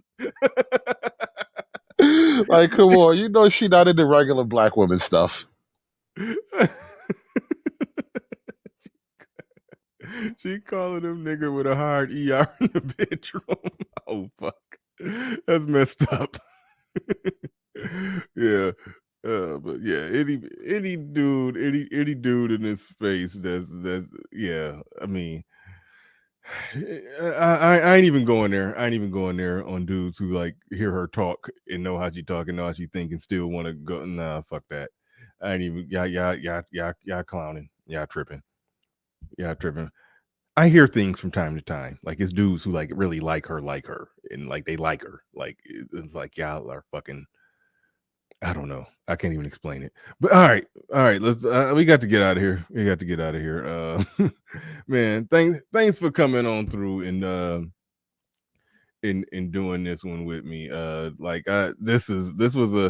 This was a weird one. Umar had Umar stepped in a pile of shit. He didn't know that it was a tranny on the panel. He called her a beautiful queen. He didn't realize how much of a fight he was in with Cynthia. He didn't start fighting back until like the final 10 minutes. So Little Big Nate looked like he's going live at 4 p.m. EST. Yeah, go check out Little Big Nate. But man, with that said, yeah, we got to get up out of here. But shout out to everybody in the building, everybody who supported the stream in any way, shape, or form. I didn't have my administrator catching all the super chats, but I think I got them all. I apologize if I missed any. So, but I do appreciate everybody who's supported the stream. And with that said, ladies and gentlemen, we are out of here. Peace. We gone.